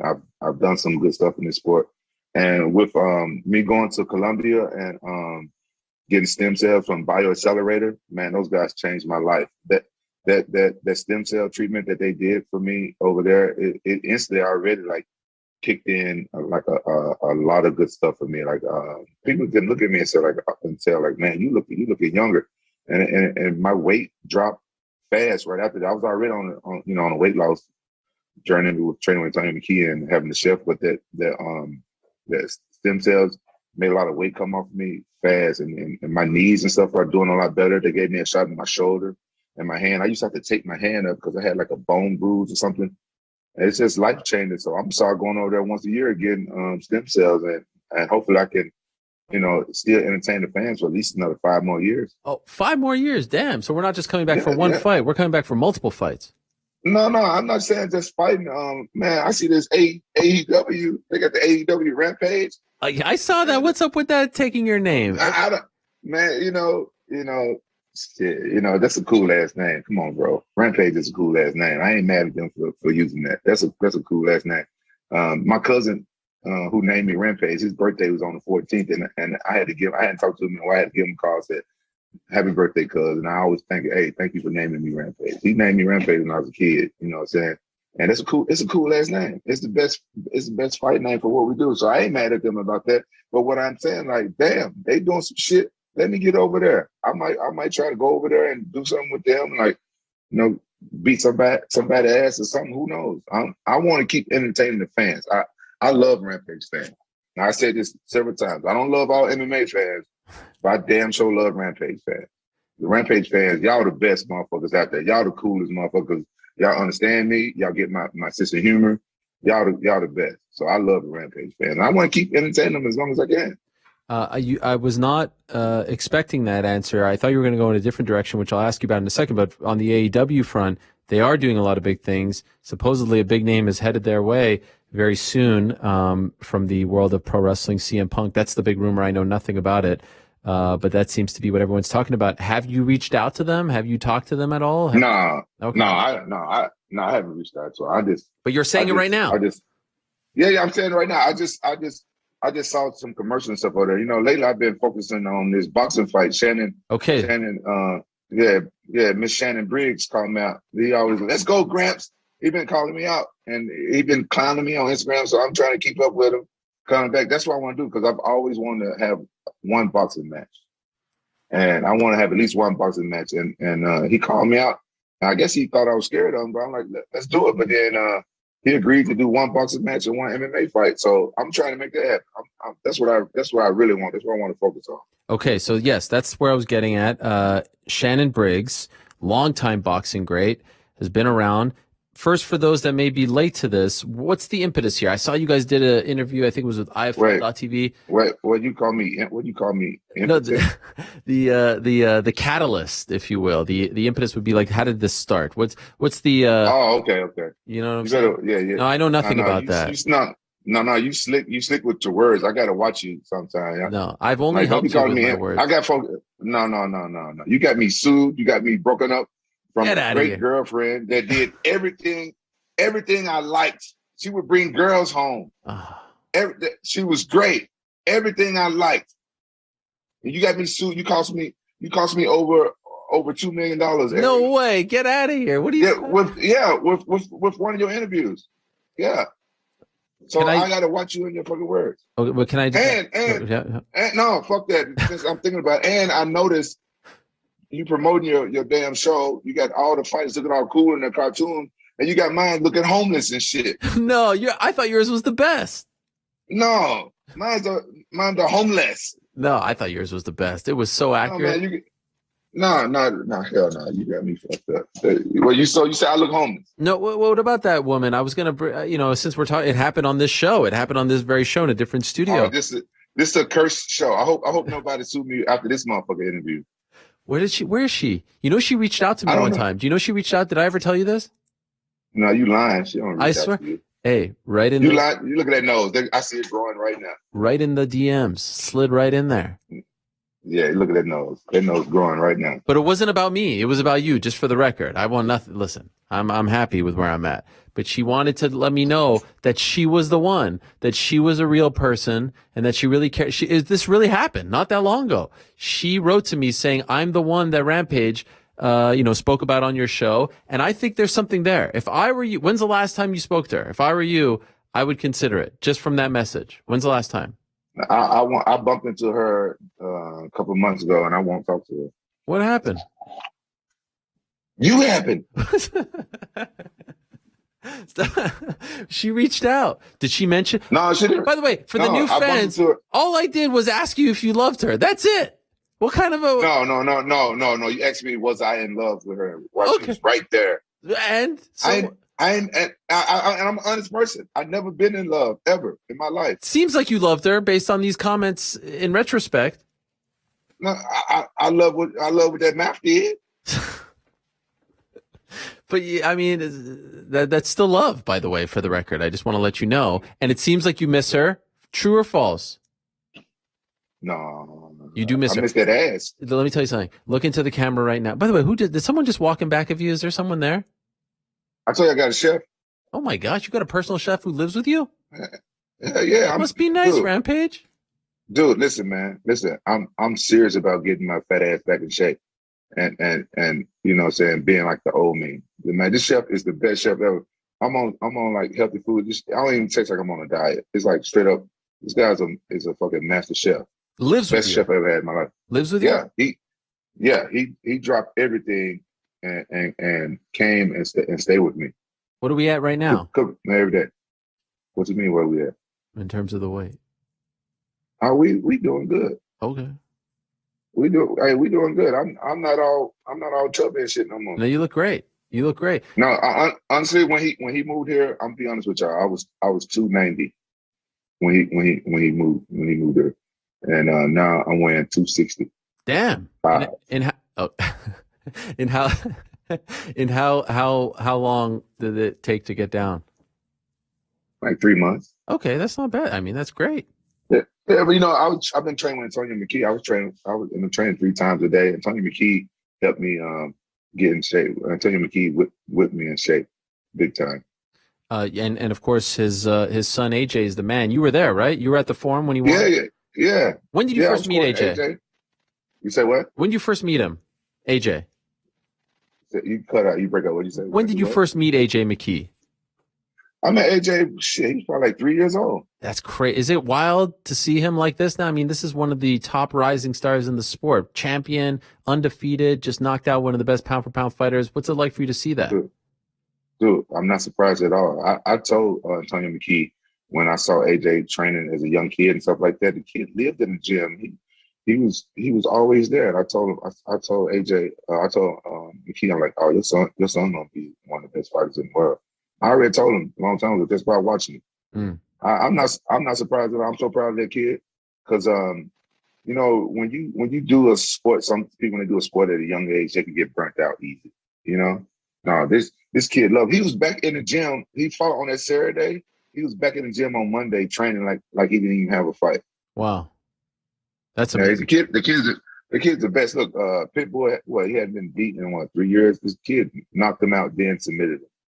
And you know, Pitbull was a champion. He made Pitbull look like a amateur. No disrespect to Pitbull. I'm just telling you like what I saw. Somebody's been fighting for 20 years.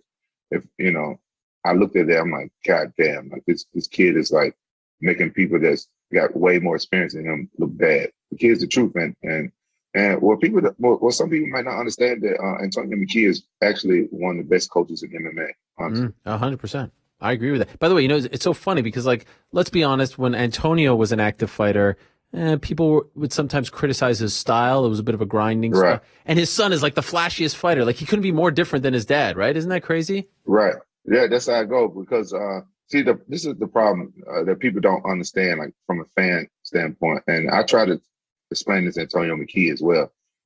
Antonio McKee was like, I ain't making enough money to go out there and get hit in the face. Antonio McKee is really intelligent, really smart. You gotta really like get to know him and talk to him. Like if you don't really know him, you just see like the outside of him joking around and whenever when you get to know him and you really talk to him, Antonio McKee is like a highly intelligent dude, like really smart, right? And he was like, I ain't getting paid enough to go out there and get punched and do all that. I'm gonna take this guy down and grind him out and get this money. But I understood what he was getting at, but at the same time, I told Antonio McKee, I said, but that's not how you get the big paydays.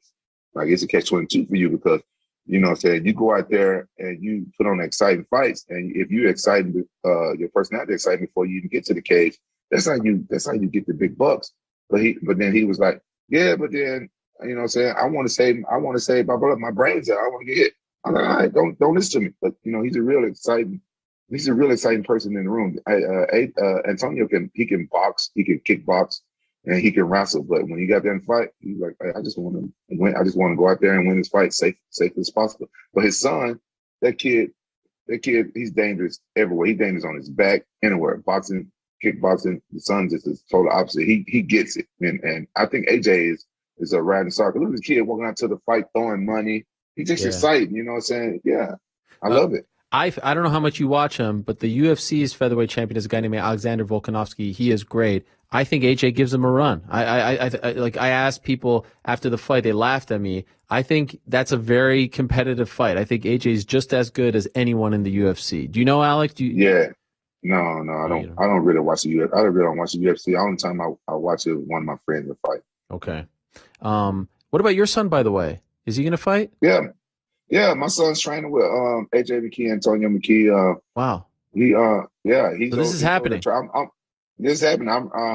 It's been a rough battle. You know, my son's been off and on, hot and cold, but he got that bug and stuff now. And I'm just waiting. I'm ready to baby his amateur career and make sure he's ready because I feel like he's going to have a target on his back. But my son, he's my clone, but he's going to fight. He'll be a better fighter than I ever was if he continue on the same path. Because people just don't understand. They think that I don't throw kicks. They don't see my old fights. But my son, he's kicking, he's wrestling, he's slamming folks.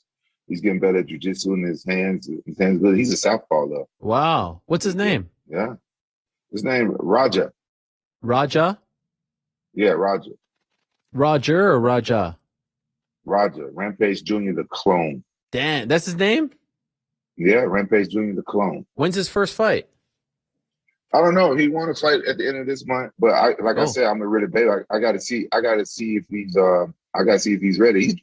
He's been owning people in the gym and stuff like that. I spar with him sometimes, and I do jiu-jitsu with him. I wrestle with him. He's tough. He's He's strong.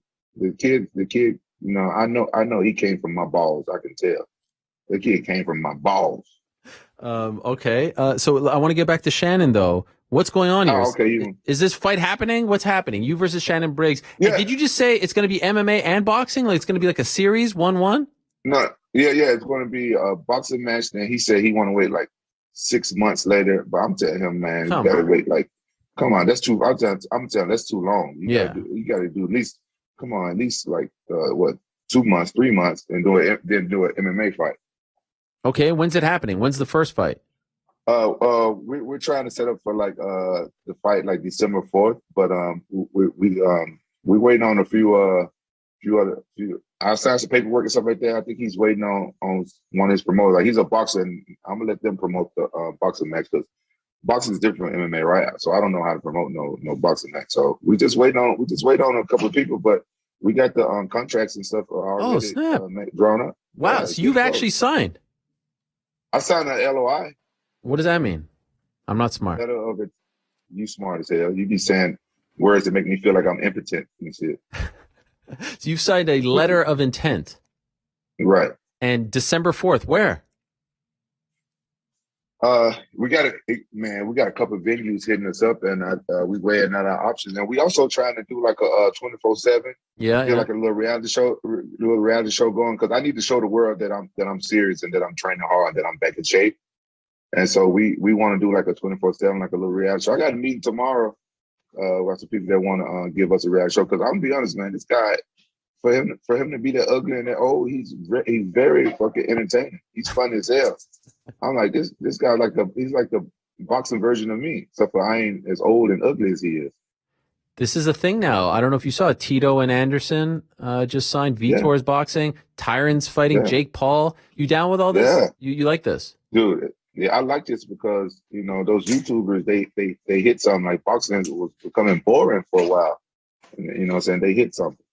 I saw that you said recently when you were in, you were champ, you were at the top of the UFC. Did you not, correct me if I'm wrong, not plead, but like you said to Dana White, you said, I want to box, but they never gave you the opportunity, right? Yeah. I wanted to box. You know what I'm saying?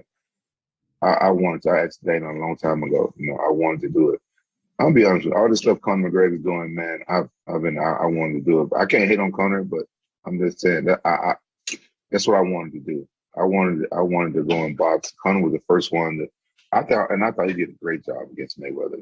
Mayweather's the best ever. And I thought Conor hanging with him as long as he did was phenomenal. And that's what I was watching. Like, man, I wanted to do this years ago, but I never had the opportunity. And I'm an older fighter now, but I think I still can go out there and put on some exciting boxing matches. But at the end of the day, it's about entertainment. For sure. Now, what about Bellator? Are you done with them? No, Bellator done with me. After my last showing with Fedor, they kicked me the fuck out. They was like, we don't want to see your black ass over here no more. So you're free from your fat ass. You can go anywhere. Yeah. I go anywhere. I do whatever the fuck I want. Great. All right. Are you going to be cornering Congo this weekend? No, I had no plans to corner. Were you guys on the outs? Congo. No, man, Congo cool. I've been over there helping him train for his fight. All right. Congo, my big brother, but he me and him been going this IG war for so motherfucking long. I ain't gonna lie, I don't know how long this damn war gonna last. I'm running out of fucking material. Congo won't give up. I be hitting him with some bangers, and he won't give up. I think he got some help. I think he'd be sending him shit to get me with. Nobody don't be sending me shit. So y'all need to send me some shit. Get Congo ugly ass with, because Congo been getting me with some bangers. He would not give up. Well, Rampage, I love you. If I were there, I'd love to hug you right now. Just give you a big old hug. I mean, come on, we've been through so much. There was a period there you wouldn't talk to me. You asked them. Remember when you told them to bring? You told them to bring another interviewer in the back. It was all embarrassing. I almost got fired. Yeah, it was horrible. Yeah, you fun. You sometimes, man. I just want your fans to know. Everybody, I need y'all to know that Ariel Helwani is sometimes. No. Sometimes. Look at all those fighters you got in front of you. I don't see no Rampage right there. Rampage. Look at all those fighters you got there. Where is Rampage? Thank you. That's what I'm saying.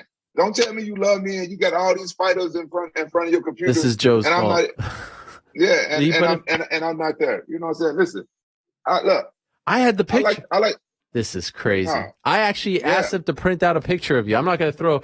No. It's on me. It's on me. But I asked them to. No.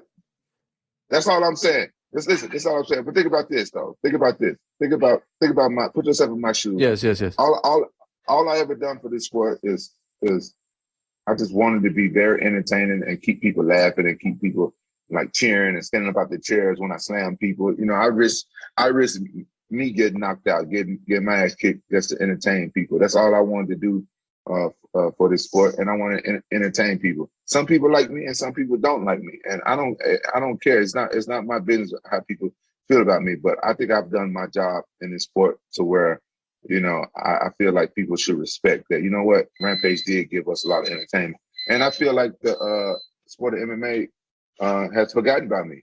You know, you watch the UFC. They don't show any of my old highlights. Bellator don't show any of my shit. I got a bunch of knockouts in Bellator. I got some shit in UFC and Pride. UFC owned Pride. They don't show none of my slams. They don't show none of my shit when I was young. You know, so it's like and UFC painted the picture like when I left them, like I retired. So a lot of fans thought I retired. I've been fighting for 20 years. I've never retired once. But the UFC painted a picture that I retired because I left the UFC because they stole my Reebok deal, and I didn't want to have shit to do with people like that. You know what I'm saying? And they paint a picture like I retired. You know, I've done so much for this sport, and you know, I got all these injuries. My body's all fucked up. That's why I had to go see a bioaccelerator in Colombia and get the stem cells because, you know, I do that shit for the Rampage fans. I go out there and I just put on an exciting fight, win, lose, or draw. Sometimes I win, sometimes I lose. But every goddamn time I get in that motherfucking cage, I'm trying to excite the fan. You know, that's what I done for MMA, and I just want the respect. Like, hey, you know what? Rampage did entertain us. Amen, my friend. And you know what? And I texted this to you recently. We don't pay enough attention to the legends, to the OGs, to the forefathers, the founding fathers, the trailblazers. You are one of them. That's why I always talk about an independent MMA Hall of Fame. There needs to be a proper Hall of Fame where you and the people that you fought against are first ballot. We need to remember you guys because I think the UFC does, just shooting here, a very bad job of respecting and honoring its past. Baseball does a great job of it. NBA does they always bring the legends back. They treat you guys, the ones who don't do business for them anymore, they treat you like you're yesterday's news, and that's not fair. By the way, Rampage. Yeah, one of his producers went and found one of my There it is. There it is. Yeah. There it is. What was it, in the toilet? It was there. In the toilet? It was right there, front and center. Everyone said it. There it is. Look at that. Rampage Jackson, my man. 5 more years. AEW, give me a call. Cut the deal. I can make it happen. But before that, it's Shannon Briggs. Let's go. Yeah, I'm down with that. All right. By the time you got my toilet, this shit was probably in the fucking toilet. Look at this. Look at this. I've had this guy. I probably had this for 10 years now. I can't do it. Hey, what the fuck? Put that motherfucker back. Don't be kissing on my motherfucking toy, bro. Put that motherfucker back. You gotta burn that motherfucker. Hey, don't be kissing. I bet you be sleeping with them toys. All them toys be sleeping right now. No, you're the man, Rampage. You be having wild orgies with them toys. Thank you so much for doing this. Good luck. We'll talk to you before December 4th, all right? All right. I'll take your word for it. Hit me up. Anytime. You're my man. And I love you, Rampage, and I appreciate you doing this. I love you. After you kiss my toy, you can't say that. You can't say that. Bro. All right. Good luck. All right, y'all take care. Good luck. All right, there he is, the one and only Quinton Rampage Jackson. I mean, what a legend. And it was right there. Thank you to Sean Al-Shadi, the man, who also came back to MMA fighting recently, for letting me know that Rampage was here. There wouldn't be a desk, there wouldn't be an MMA Hour studio without Rampage Jackson. So he was right here. A lot to chew on there. We've got AJ McKee stuff that we talked about, but the big one, of course, Shannon Briggs. And I noticed that with AEW Rampage. I haven't been watching as much lately. You know, my kids love WWE. They just love it. What can I say? My son Walter, he said AEW is trash. He said it. I didn't say it. He said it. He said, we don't support. I said, what if CM Punk goes? We don't support. I said, what if Daniel Bryan goes? We don't support. We're a WWE. I'm like, all right, you guys get to choose. But I noticed there was a show called AEW Rampage, and I wanted to know if they, if they were paying royalties.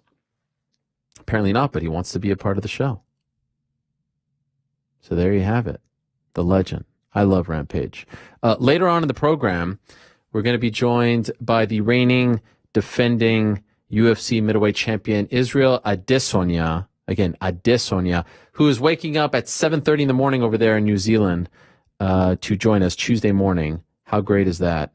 Much love. It always gets me all emotional. I forgot about all the feelings that I have doing shows like this, about the people who take time out of their day, about the people who come on, who wake up early, who carve out some time, who give us the goods, all that, who respond to my crazy text messages 1,000 times leading up to, an appearance on the show. I forgot about how that makes me feel inside.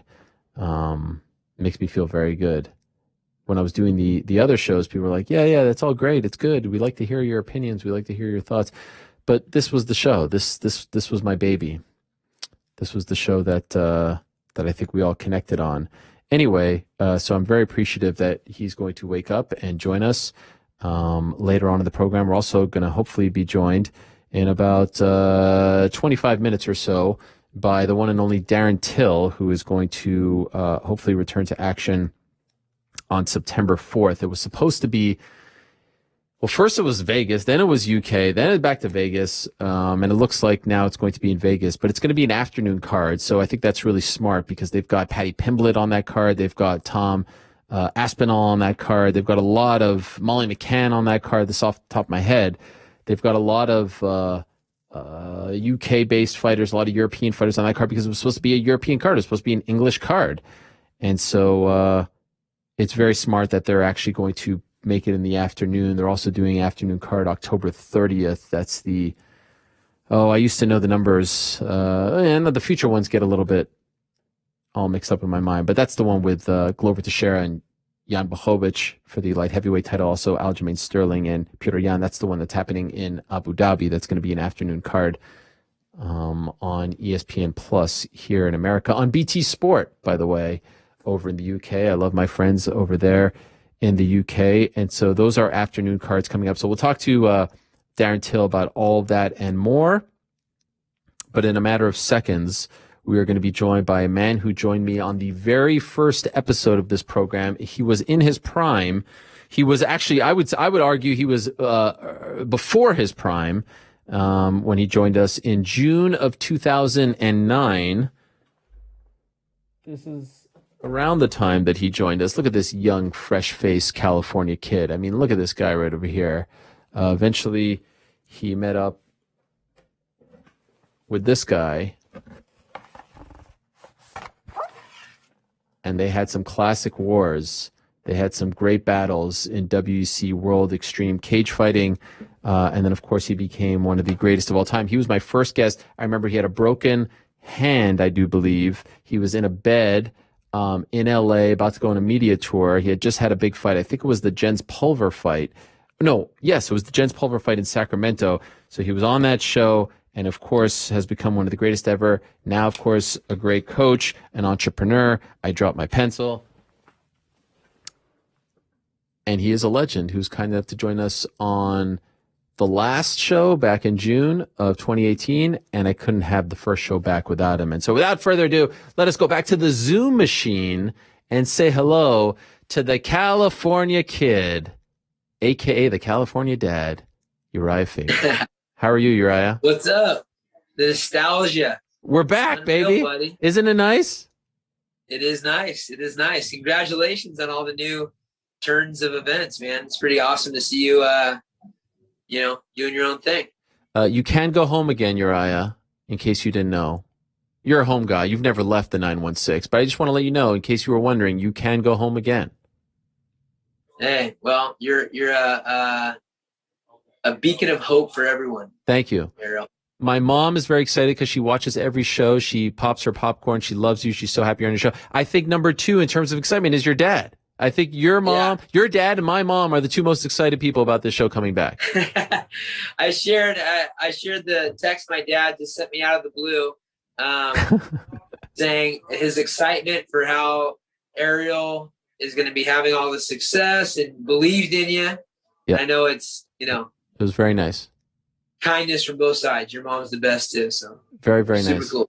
Okay, we have a lot to talk about, Urijah. First, I have to ask you, this is the main question. This is the biggest question I think anyone wants the answer to, and it's the one I've been wanting to ask you for a couple of weeks. I saw you in the cage a couple of weeks ago serving as a translator, Urijah. This was a very bizarre scene. Like someone was talking to someone. What was going on there? Do you know how to speak? What language were they speaking? Portuguese, right? What was going on there? That was Portuguese. Yeah, what was going on? Are you a translator now? What's happening? It was very... I do it all. It was all smoke and mirrors, unfortunately, but that was so Fabio is my longtime jiu-jitsu instructor, and I think a lot of people have known I've had Russian coaches that barely speak English. I've had Thai coaches that barely speak English. I've had Brazilians that barely speak English, and the list goes on. My grandparents had heavy accents from Holland. Their English was great, but nonetheless, I'm used to dealing with accents, and so they came to Fabio and said, "Hey, we don't have a translator. We need you to translate." He did not want to translate. He can communicate fine, but he's a little bit difficult to understand. But for me, I speak fluent Fabio English. So Fabio took the translation, and he translated to me, and I translated Fabio's English to everyone else. It was unbelievable. I loved it. It was great teamwork. That was the Dillashaw Sanhagen card, right? Yes. Yep. Any interactions with your old friend, your old teammate? With TJ? Yeah. No. Just we're in the same hotel the whole time, out by the pool, et cetera, but just kind of minding our own business. Like when you see him, do you talk? No, not really. I mean, I haven't really been interactive with the guy in a very long time. I don't know how long ago that was now. 6 years, 7 years, something like that? Yeah. So, no, not really. Did you watch? I did get a random text the other day. Oh. Or a missed phone call. It was funny because I had a missed phone call from Cody. Then I had a missed call from TJ Dillashaw, like 4 minutes apart. And I was like, what the heck? So this is really weird. So I just texted him, like, did you call me? And no response. So, Damn. You know what's happened is people are learning how to, there's like a phone app maybe or something where people can get your phone number and call from someone else's number or make it seem like somebody else. I think maybe that happened, or else he butt dialed me. I don't know. It's funny you say that because I'm oversharing here, but why the hell not, right? Independent Helwani. When I announced that I was leaving ESPN, I got a text message from an unknown number that I looked up that said it was an unknown number, and all it read was, "I told you we would run you out of ESPN. Bye-bye." I was like, oh, I wonder who wrote that to me, but I don't know.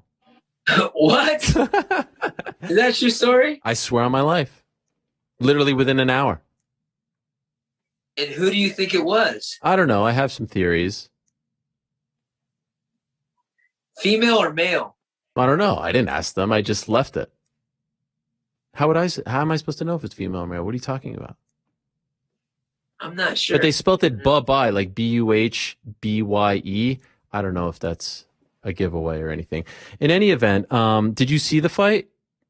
The Dillashaw Sanhagen? You weren't insinuating that TJ Dillashaw sent you that message, are you? No, absolutely not. I like the TJ. No, that is not the direction I was going in. Is that what you thought I was insinuating? I don't know what you're talking about, man. But now it makes sense. Okay. You're just relating to my story. Yes. Okay. I'm like, why would TJ want to? No. Really? No. Be fair to TJ, I think. No. Of course, TJ and I are cool. I think we're cool. What did you think of his performance? I thought he looked good. I mean, look, there's no doubt TJ's a great fighter.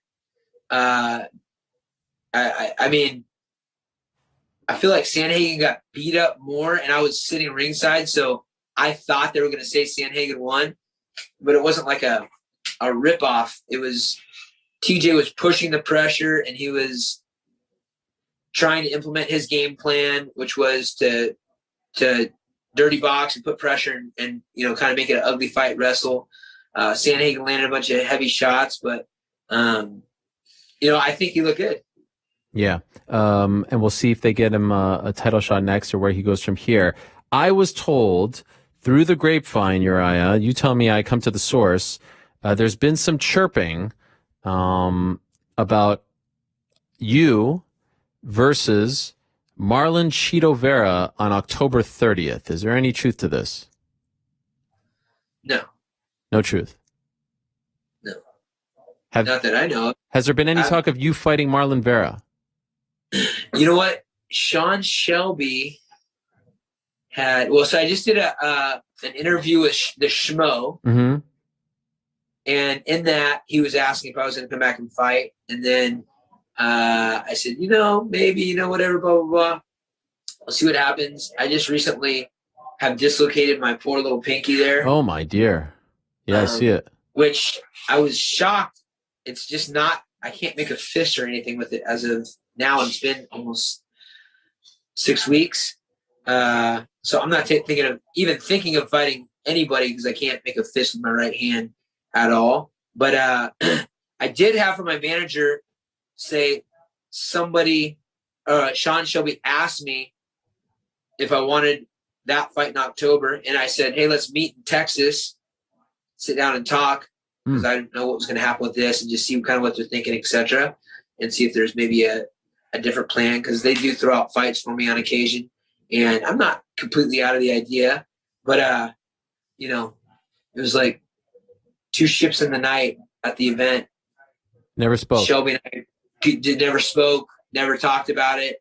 I asked him twice to talk about it, and it didn't happen. So I would like to have, heard what the deal was, kind of tell him my scenario, but it never really happened. And then in the Schmo interview, I know you're a big fan of the Schmo, so you probably have already seen it. But he had asked me about fighting, and then I said, there's I've had about 8 or 9 people call me out. Casey Kenny just called me out in the ring after Song Yadong's fight in a friendly manner. Just said, hey, in all due respect, let's fight. Chito Vera, somebody told me that he posted something recently, and the Schmo mentioned that. And I said, yeah, that'd be a good fight, which I think it would be a good fight. There's a lot of good fights out there for me. So can you say definitively that you will fight again one day, or you don't even know the answer to that? I don't know the answer. The one thing for sure is that I was not going to do any type of fighting when there's no crowd. The whole experience for me is the experience. And, sure, the money is great if you go and have a fight, but it's not just about that for me. It's about, the whole experience. Yeah. Especially at my age and why I would be doing it. I came out of retirement near my birthday, had a new baby, just, the whole shebang. And so if there's no whole shebang, I'm not going to fight. But now that things are opening up, I wouldn't put it past me. I just have to make sure that I feel really great and, get myself in tip-top shape. I would like to be able to make a fist, of course. Especially with my right hand. But, I wouldn't put it past me, but it's not like a definitive thing. You when you watch the fights, do you get a fire? Do you get a tingle? Do you get an itch? Whatever. Do you feel like there's something there? And it's not just to actually fight, right? People don't think you got to go through a 2-month training camp, most likely, and the whole process. Well, for me, I would need a much longer training camp because, and I did that when I came out of retirement the first time. I did a big rev up and a jiu-jitsu competition and got myself in tip-top shape before I even really considered it. And then I'd say, okay, for a 2-month camp. Right. I'm not doing things half-assed, and I do great against the guys in the room, but I mostly grapple these days. I'm not sparring by any means. But I would really take it serious, like Rocky V type of situation when and if I take a fight. Right. So, that's kind of the scenario. Not just a 2-month camp. Speaking of someone coming out, this came out of the blue. Chad Mendes, bare knuckle. Yeah. Where did this come from? What do you know? Are you still tight with Chad? Yeah. We helped put that deal together for him. Nice. And the biggest thing is Chad is doing really well. He's got a couple of different businesses. He's got his Fins and Feathers and the Gills and Thrills he does with Clay Guida. Those are both his businesses. He's got these rubs that he's doing. He's got this beef that's super high-end beef. They feed all almond food is what it is, like almond leaves and almond shells and almonds, these cows. He's got all this stuff going.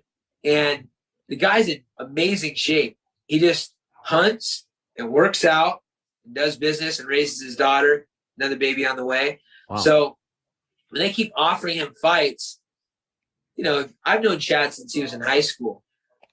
That dude's one of the most durable people on the planet, and he likes a good fight. I mean, it's the type of guy that you know, wouldn't shy away from a fight if somebody was getting into a fight. So I think a combination of him being restless, the opportunities keep getting pushed at him, and good pay, that he can have a plan for that money. It's not like he like needs the money, but he will turn that money into more money and have a good time doing it. It's one discipline that he's good at. It's 5 2-minute rounds. So he said, "Hey, F it, let's go."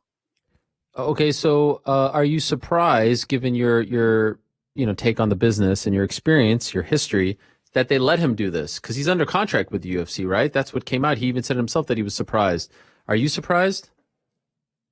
I'm not that surprised. I think people have a misconception about Dana and the UFC brass. And Hunter's the one that signed the okay for him to do that. They're not trying to necessarily hold people back unless they have a plan for them. You know what I mean? Like, I get a GSP where they're holding back. Like, they would like him to come back and fight for them. And, right. And he's worth a ton of money. Chad has said, "Hey, look, I'm not going to fight MMA again at all. I've already moved on and started businesses. I'm doing fine, etc. I would like to box, and I'm not. And if I do come back to MMA, I would like to come back to you guys." And so they not trying to hold the guy back in that scenario. And Dana, is a great business guy. Cares about the bottom dollar, but I think he does care about the fighters. That's one thing that I've learned from being a friend with him throughout the years, and I've seen, of course, would I like to have got paid better on some things? Yes, everybody does. But the ability to be where I am, do I owe a lot to the brass that put this place on the map, the Fertittas and Dana's heart and love for the sport? Absolutely. And I think they still hold that true. They're not going to hold a guy back who could go make a good living and do something fun and still kind of represent them. Chad's a representative of our sport and one of the best to do it. So I think they kind of saw that, and I wasn't too surprised. We're starting to see, a little surprised. Right. Fair enough. Tito going to boxing, Anderson going to boxing, Woodley's boxing, Jake Paul, Chad. Would you ever go down this path as well? I don't think so. I mean, I'm 42 at this point, and for me, I'm not doing a boxing match where, honestly, as you age, look, I don't care how tight things are. I'm genetically gifted from a standpoint of being a well put together athlete. Muscle and hard to do damage to, et cetera, on top of working really hard. But I don't care how tight something is. Over years, you hit on it for 20 plus years, it's going to loosen up a little bit. As an older fighter, the thing that you have to watch out for is that you are a little bit more likely to be affected by punches, etc. So I can play against that with being extremely good technically, still having enough of a chin and being able to do battle and test that out. But we also have all the different disciplines in mixed martial arts. We have the clinch, and we have wrestling, and we have jiu-jitsu, and we have the ability to kick and push. So for a guy who's 40, 42 and knowing that's the only thing that's given, because I'm not a worse mixed martial arts fighter than I ever was. I'm not a person that believes in myself less than I ever was. The only thing is that, everything is not as tightly knit as it was of where it counts. You've seen it time and time again, guys like Chuck Liddell and guys that say, "Hey, just my chin is gone." And I was a guy that had a style that didn't really take a lot of damage, but it wouldn't make sense for me to go throw my hat into a sport where that's the only way a guy is trying to win against you is to knock your head off. It's not as much of a chess match. It's more like checkers. I got you. Yep, for sure. Jan and Sterling, what'd you make of that? That's your division. You fought Jan. That whole scene back in March, they're going to run it back in October with the knee, how Sterling handled it afterwards. What's he going to do? here's the way I look at it. Was he losing the fight? I think so. Was it sliding away from him a little bit? Yes. Did he actually get an illegal strike to his head? Yes. And so in that scenario, could he have continued? I'm sure he could have continued. Now, should he continue where the odds are stacked against him on the way the fight's going, and he also had an illegal blow that may or may not have had some sort of effect in the fight? So I don't completely blame him for like, hey, just tough it out, get up and fight again, whatever the deal is. It's not the greatest way to watch the passing of the guards, the exchange of the belt. And so I don't really know how to react to how he was, the whole thing that went down. Should he hold the belt? He threw the belt down, didn't want it, and then later he's holding it or whatever the deal is. Like, who cares? Let's have him fight again. And I'm looking forward to seeing the adjustments on both sides and seeing who's the baddest dude. At that time, I think, you look at that fight, I think Jan had some great takedowns and had an advantage on the feet. But Sterling wasn't completely out of it. By the way, I held these pictures up before you came on. I don't know if you can see, here they are. This is you, Babyface, Uriah, and Babyface. Such a nice scene just a couple of weeks ago, you guys embracing. He genuinely still cares about you and your leg and everything. Like this, like it seemed like you guys are going to be tied for life, but like there's a mutual love and respect there. It was so nice to see you guys hug it out. Oh, I love Aldo. I've always said Aldo's one of the best pound for pound guys. I agree. On the planet for sure. I mean, the stint that he went, and I think he really carries himself like a champion too. Like the way he lives his life, the way he's constantly improving, even, learning, leaving no stone unturned by dropping down a weight when I know that was a difficult thing. And we've always had mutual respect. I found a picture from like 11 years ago after we had fought. We were all at dinner. Jon Jones was just getting going, and we're in Vegas somewhere having dinner. And I've got nothing but respect for the guy. But I don't think he was hugging me because he felt bad about my leg. I was just joking. No, I know. Of course, it's been like 11 years, but I just feel like there's a mutual. I don't know. He just comes across as a very genuine, thoughtful guy, especially older. Even like when he's asked about Conor, he takes the high road and he says nice things. Like, what a freaking legend. And it's so nice. You think he's 40. The guy's 34. It feels like he's been around forever. It's wild. That's the crazy thing. And it's funny. I remember the first time I met Aldo was in his debut in the WC was in Sacramento. And he came up to me in the hotel room and, introduced himself, gave me a big hug and asked if we could take a picture together. Wow. And that's the same with Jan when I met Jan in Singapore. And I just remember when I was younger, when I was taking pictures of guys that I knew I would probably fight or I looked up to, whatnot, that's a motivation thing. And I remember knowing when we took that picture that, this is going to be probably a target on the wall. Yeah. But that's this world we live in, man. This world is as close to nature as you get, man. Mm-hmm. It's like a circle of life. The circle of life. And I love that about the sport. Yeah. Aldo's great. We'll be friends, till we're old dogs. Uriah, you're the man. It wouldn't be a first show without you. I keep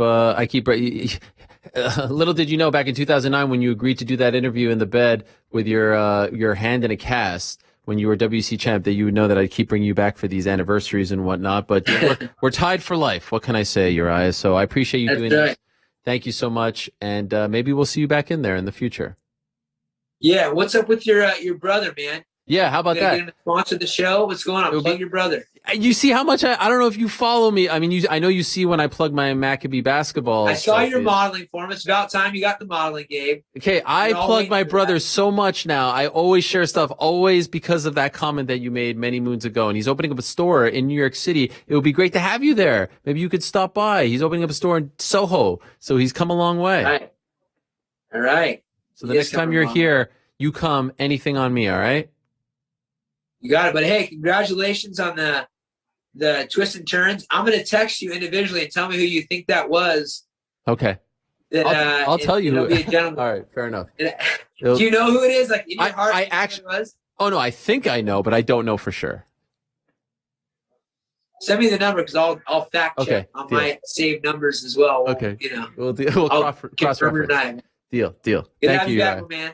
Appreciate it. Thanks so much. There he All is, right. the legend, California kid, my mom's favorite fighter, dating back to the early days. Here he is as a little baby, kind enough to join us. Look at this guy. Whoop! Look at that. Look at that guy. I mean, look at him. He's just so great. Wow, that's weird. All right. Well, thank you very much to him. Urijah Faber, legend, saying now that he may come back, he may not come back. I had heard the stuff about Marlon Vera. You know, I have to say, those guys, you know, the Fabers of the world. Oh, 1 second.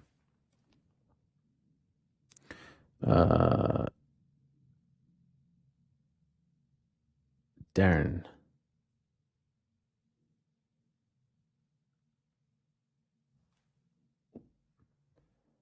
The Fabers of the world, the Rampages of the world.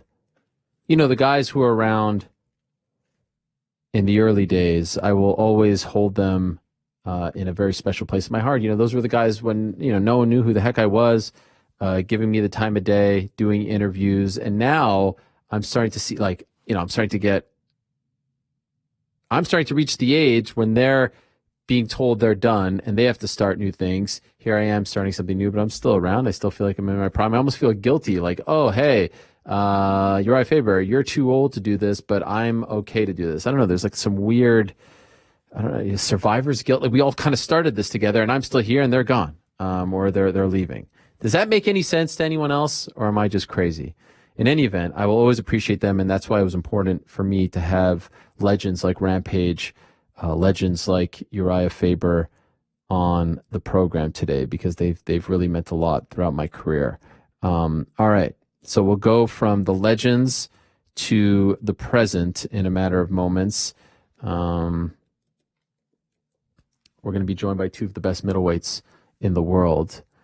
Back end of this hour, as we reach our final hour.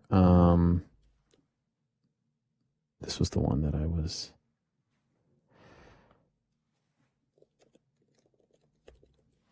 We'll be joined by Israel Adesanya. I got to beat it out of me. Adesanya. And then in a matter of moments, we're going to be joined by Darren Till. Now, this is going to be fun because he just texted me, send me the Zoom link, even though I texted him earlier. So this is going to be an interesting road. Let us fly this plane together here as we get in touch with the man, the myth, the legend himself, Darren Till, the pride of Liverpool, who, of course, is going to be returning to action on September 4th. It was supposed to be in England. It now looks like, unfortunately, it has to go back to Las Vegas. But, you know, still a great card. A lot of, like I said earlier, a lot of European fighters on that card. We've got the debut of Paddy Pimblett. That's a really big deal. A lot of people excited about that. Fellow Scouser, Molly McCann on the card. The co-main is a fun one. Paul Craig versus Alexander Gustafsson. Volkan Ozdemir against Magomed Ankalaev. Mark Giacchese, Jack Shore undefeated on that card. Tom Aspinall, as I said, against Sergey Pavlovich, like that fight. Lerone Murphy against Charles. It's a great card. This is a great card for the O2 Arena, and it's such a shame. It is such a shame that it can't be somewhere in England.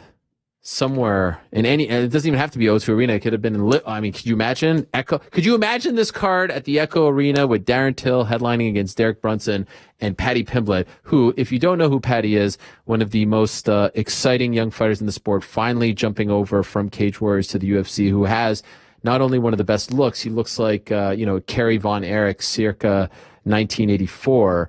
And I'm really sad that he's probably not going to be able to wear the Sakuraba shorts, but also has one of the best walkout songs. I don't know the name of the song, but it's like dun dun dun dun dun dun dun dun dun dun dun dun dun dun dun dun dun dun. You know that one? So hopefully we get that. But the main event that night is Derek Brunson, who's a streaking middleweight, going up against the pride of Liverpool. The man who all of you said wouldn't show today. Well, guess what?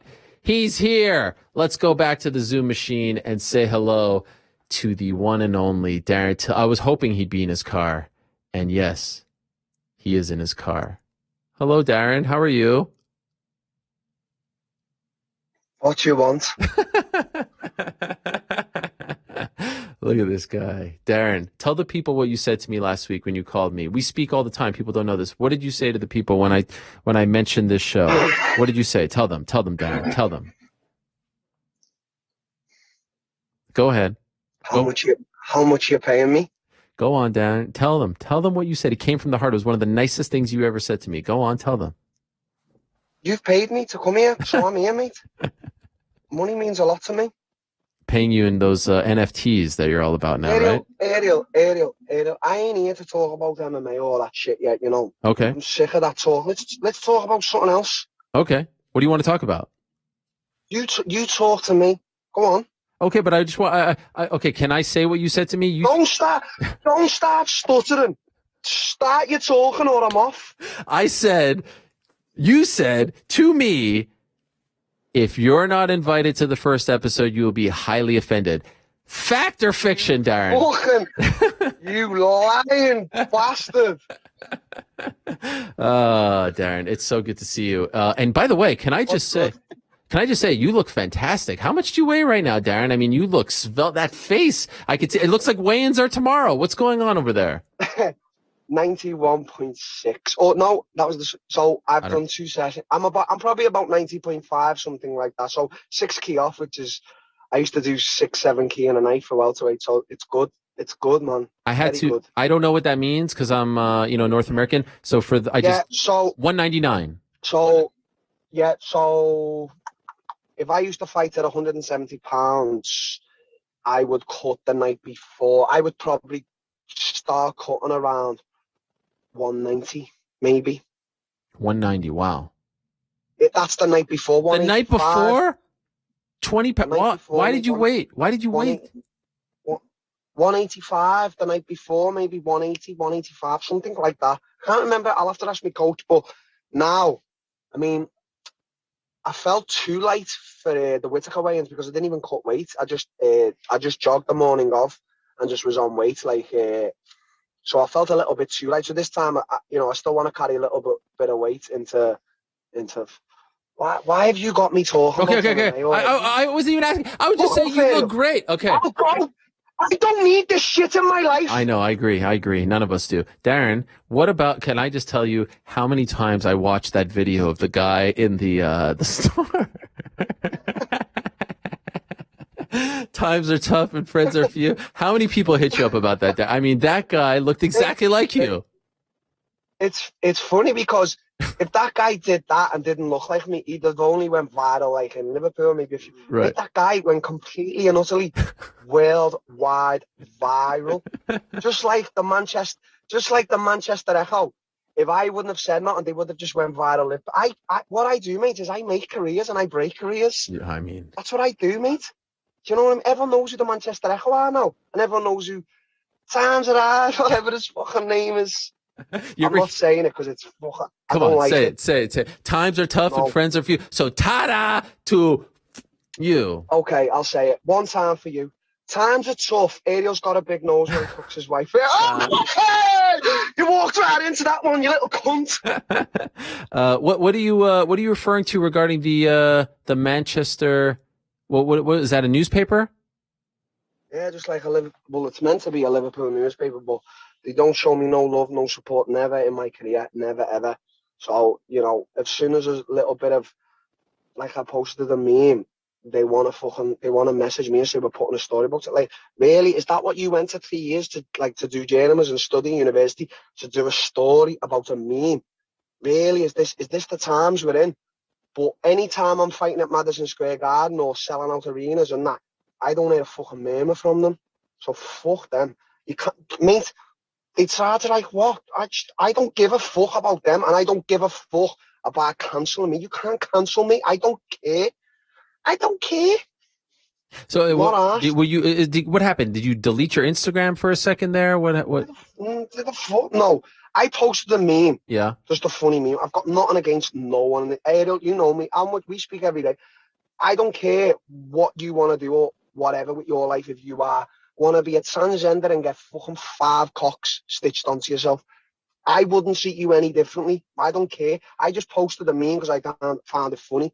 And then they like got onto me and was like wanting to start like doing stories and that about it. But I'm thinking in my head, hang on a minute. You've never ever shown me any love or support. Okay, maybe they don't do that because I'm a little bit controversial, but I'm carrying the flag for the city like many others are, like me, Team Carbon, Tom Aspinall, Mike Grundy, Molly McCann, Paddy Pimlet, so many other peoples I can talk about. But hang on a minute, I'm flying the flag, but I post a meme and you want to write shit about that. So I thought before they're going to say anything, I'm going to get my video out there and fuck them. And then Dana White was commenting on it like, fucking too right, Till. So you definitely can't cancel someone whose boss doesn't give a shit. So, you know what I mean? But I'm not asked there. It's just like, you even like after this fight, mate, I've told you on the phone, you know who's with you and who's not. I know exactly who's with me. Can I ask, I know you don't want to specifically talk about fighting, but it's sort of like up in the air. Where is this? Mate, I'm just saying that just to piss you off. Oh, okay, all right. Where's this fight happening? Is it happening in Las Vegas? What's going on? What happened? No, they told me last time Dublin, so it's looking like Dublin. What? It's looking like Dublin, yeah. September 4th, Dublin? You're crazy. Yeah, Dublin. You're such Are you Dublin? Are you messing? It's Dublin, mate, I swear to God. Dublin, Ireland. Yeah, Dublin, Ireland. Connor's gonna be there, it's gonna be a good time. What, mate? What is it? Is the name of the Apex Dublin now? Mate, why have you invited all these other peoples onto these shows tonight? Why didn't you just have me? Aye. You got Urijah Faber, 5 chins. I was afraid you weren't I was afraid you wouldn't show up. You know how nervous I've been for the last 48 hours? I was showing up. I know. Don't get that twisted. I know. Don't get that twisted, Ariel. I'm trying to fix this fucking roof. Yeah, what is going on? It's open now. Okay, so is it Dublin though? Because I don't want people writing inaccurate things. Well, I do. Cause a stare, innit? Can we just talk about your career anyway, Ariel? Yes, please. Let's talk about my career. What do you want to ask me about? You backdoored the ESPN and now you're back on MMA fighting. What's going on? Isn't it great? Isn't it amazing? You can go home again, Darren. You can go home. Isn't this amazing? Come on, Darren. You were on my old show. Let's call it like it is, Darren. Have you ever seen a studio like this? Have you ever seen a set? You've been here. You sat here before anyone knew who you were. No. All right, mate. Listen, you went to the ESPN. Yes. Give it the big fucking I am with you in DC. Yeah, here we go. And now you've backdoored the ESPN to go back.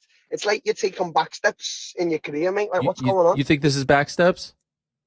There's a back step. ESPN's the biggest. Why Yeah. are you with ESPN? Yeah.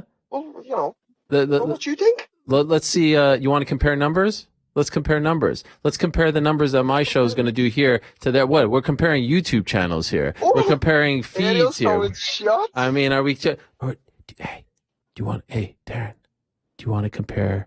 Do you want to compare numbers, like real numbers, or do you just want to compare like views and stuff? But the thing is, I know how much you were getting paid for ESPN. Yeah, you know how much I'm getting paid now? Crumbs, mate. Crumbs. Yeah. Crumbs, mate. I'm still trying to decide if it's 5 times or 6 times more. I haven't quite made the calculation yet. I mean, the favor that I got from the gods to come back to a place that I want to be, to work with people that I want to be in a studio like this. And guess what? Here's the kicker. And you get more, Darren. I've died and gone to heaven. This is a beautiful thing. Ariel, shout out the crypto world, man. Yeah. Oh, you're jumping. Are you gonna? Hey, are they gonna put that sponsor on your shirt too and not give you any money for it? No, I'm doing a fight week t-shirt now because I can't walk. Fight week t-shirt with all the sponsors. Come on, but they're gonna tell you, no, we have our own crypto sponsor. Oh yeah, wow. Didn't know about that. Forgot about that. What's gonna happen? Well, obviously I'll have to wear crypto UFC, but through the week I can promote my own. Mate, this is not a sponsor. I own this. This is a lifestyle. Look into it, block asset. So, look into it, mate. What is the crypto? What is the crypto? I don't even know. Like, if someone asked me right now, I don't know.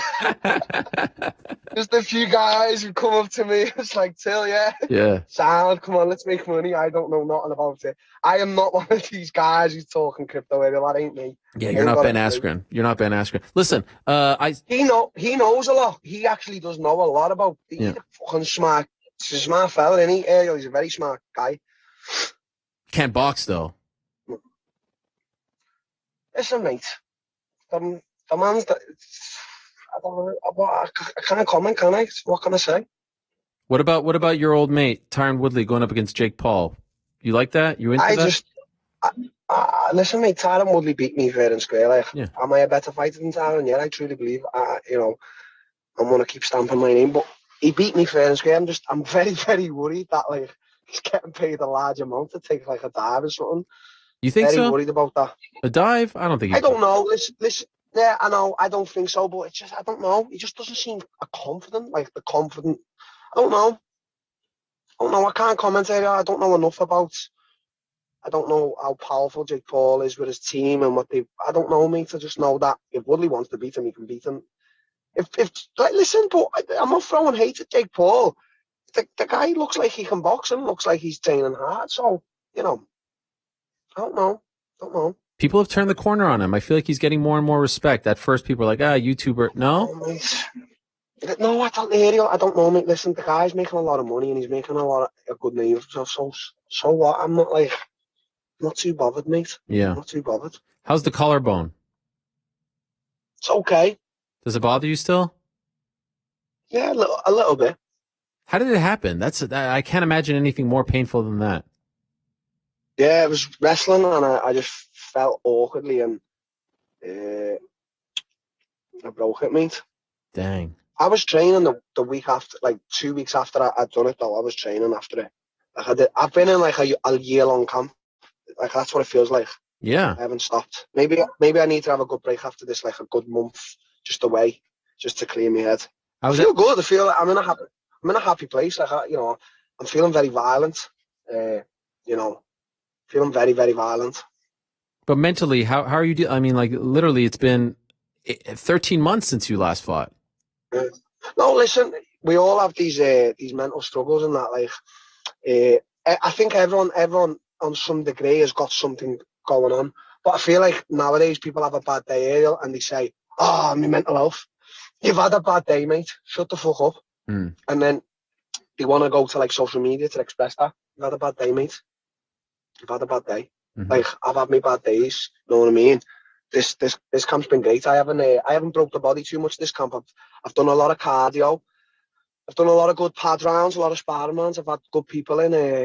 We had Leon in. We had his brother. I think his brother's coming up tomorrow. Leon's brother. He's a middleweight. He's a solid guy. So we've been getting working, mate. We've been doing well. I love seeing you and Leon together. I don't know what about it makes me feel good, but it feels nice when you guys are together. Yeah, he's a good guy, mate. He's a proper. Listen, Ariel, this is how I live, right? I live like this, mate. If you want a problem with me, I haven't got no problem with that. Like I'm not afraid of anyone, right? Apart from Colin Heron. If you want to be okay with me, I'll be okay with you. Now, hyping the fights up is different. I'll hype. This is sort of it's very thingy at the moment because of what like some recent comments, like let's say Conor made and stuff like that. Mate, this is the fucking fight game. You can say whatever the fuck you want because you're going inside a cage. So people are okay to sit there and watch people elbow heads in. But when a guy says something, no, he shouldn't be saying that, mate. This is the fucking fight game. Now, granted, there's certain things you don't say. I agree. I've said this to you in the past, but mate, this is the fucking fight game. Like, this is not boxing and this is not karate. This is MMA, every martial art into one, where you can elbow an opponent from the bottom of the floor. This is fighting, mate. I understand where you were coming from. Exactly. You're speechless because I'm putting it the way I see it. Like, yeah, of course. You know what I mean, mate? We're in a sport of violence. Like I seen Conor say, I haven't got the kids around me and that. I'm sorry to keep talking about Conor, but he's a guy we like to talk about, isn't he? But sure. I haven't got the kids around this time because I want to be more, mate. And I was thinking, nah, mate, I see my kids morning and night. But trust me, when I leave that door to the gym, I am violent. I am going to the gym with violent thoughts, like with hatred in my heart. And then when I come home, like, hey girls, should we watch Monsters Inc? you switch it up, mate. Mm-hmm. Can he get back to where he once was, in your opinion? I want him to get back, mate. I'm a fan. I'm a fan of everyone in the sport. I'm a fan. If I don't like you or I like you, I'm a fan. Like I'm not the keenest on. I'm not like the biggest fan of Sean O'Malley. I don't like really his antics outside the cage, but I'm a fan of his fighting style. I think he's a great fighter. I think he's gonna be even better. But I want Conor to come back, mate. Like I'm a fan, and it's just so sad to see like who the fuck was that? Hmm? Nothing. Who's that? What's going on? Nothing. You okay? I'm okay. What was I saying, Ariel? You were saying, yeah, about you fucking your wife. No. You were talking about How's that going? You were talking about the antics and everything. You were talking about O'Malley, It's just Conor. like it's sad to see a guy who was so at the top and now it's not that he's at the bottom. He's got fucking all the money in the world. He's got a lovely family and that, but you know, it'd be nice to see him come back and get a title maybe. Have you been impressed with Derek Brunson lately? Yeah. Derek's a good fighter, mate. He's a very good fighter. I think he's learning more as he's getting older. This is what happens to some guys. Mm-hmm. I don't even feel like I'm in my prime yet, Ariel. I'll tell you, here and now, besides all the jokes and all the antics, mate, I fucking know one thing in this life, mate. I've sacrificed too much fucking shit to not get where I want to be, and I know what I am going to be in this fucking sport. I am not going to be one of them guys forgotten about. I want my name to always be talked about. Like, you know, the camaraderie and the hype and fights and talking shit and, you know, being funny and whatever. Forget all that. Like, there's one thing I wake up with every day is a purpose, and I train my fucking bollocks off. I train my mind. I evolve. I'm not just training hard every day. I'm trying to evolve. You know, there's kids out here, 16, 17. I'm trying to stay with them. You know, there's Russians out there, 17, mate, who rip the fucking ass off you. I am trying to stay with all these, mate. So, like, let's not get it twisted there. I am in this for one thing and one thing only. Don't me wrong, I love the money about it. I love all the, you know, even when you're going around and people are asking you for, that is amazing. Like, amazing, mate. But there's one thing I fucking want, mate, and it's greatness. I want that more than anything. And as I get older now, it shows. You know, like, for example, Saturday, I was feeling down on myself, and I was like, Till, wake up and go and fucking smash the gym. Like, do your good. I was a cardio Saturday. I was on my own. I had the lights off and everything, mate, and I just wanted to be in total darkness. And I was shouting at myself in the mirror. I was saying, like, you're the fucking boy. Don't you forget it. With, you know, that confidence with being humble, like, that's what I want, mate. And don't get it twisted there. That's what I want. So anyone can sit there and say anything about me. I don't give a fuck. I want one thing from this sport. I've sacrificed too much fucking shit. I'm going to be sitting there at 35, 40 with no knees, no back, no shoulders, a few cells missing from the brain. Fuck that, mate. I'm getting involved in businesses, and I'm getting involved in the business of fucking hating people and getting to where I want. So that's like my little bit of saying for the day. I love it. But does greatness equals belt? Like, do you only achieve that? Of course. You need that belt. It's validation. Need the belt. You need the belts. You need the big fights. You know the way like people are doing crossovers. Like, you need, like, if you're gonna box, which I want to box a legit boxer. Like box someone in my weight who is legit. Who I go in there. Okay, sound the odds against me, but box and fucking solidify your name, and that solidify your name everywhere. Like, people forget Muhammad Ali. He done an event with a wrestler. Mm-hmm. You know, Inoki. And like, that was when nothing was around, Ariel. There was no social media or anyone to tell him, like, mind coaches, like, you're the greatest. He just knew. He just woke up and knew and said, I am the greatest. But you got to work at it as well. You can't just wake up in the morning and say I'm the greatest and not prove it. You know, I know what I do day in, day out. And new people who come to the gym and new people who come to life, they know what I'm putting myself through. Mind, body, soul. You know, I'm a jokey guy. But at the same time, mate, I don't want this to just be like Darren Till, you know, like UFC player and forget about. I want to be fucking great. I want it more than anything. Some might say, given your popularity and what you've done, and given the fact that the champion, Israel Adesanya, has said multiple times he wants to fight you, you win this fight against Derek Brunson, you've got next. You've got the winner of Whittaker, great fight that you guys had, close fight, or Izzy if he wins. Do you agree with that? I don't know, mate. I don't know. I just want to beat Derek Brunson first round, and then we'll see. Like, I know I've got the tools to beat Robert Whittaker Israel Adesanya, Marvin Vettori, Paulo Costa, Derek Brunson, Uriah Hall, Sean Strickland, all these guys, I know it. There's nothing in my mind that now says to me in the back, like, no, no, Till. Like, yeah, we all have doubts. Am I going to win this fight? Am I going to do this? Sam, but when I say them words, I don't doubt myself in the minimal. Do you feel like people doubt you right now? People are always going to doubt you. Conor McGregor, I talk once again, became a 2-weight world champion in the first minute, and people doubt him now. He can beat Dustin Poirier. Like, listen, I'm a fan of Dustin. I know Dustin, we're friends, but he can beat Dustin, People are always going to doubt everyone. People doubt Izzy now because he had, like, that fight with Jan. People doubt everyone. Everyone gets doubted. Everyone. And you don't just get doubted by the fans. You get doubted by people close to you.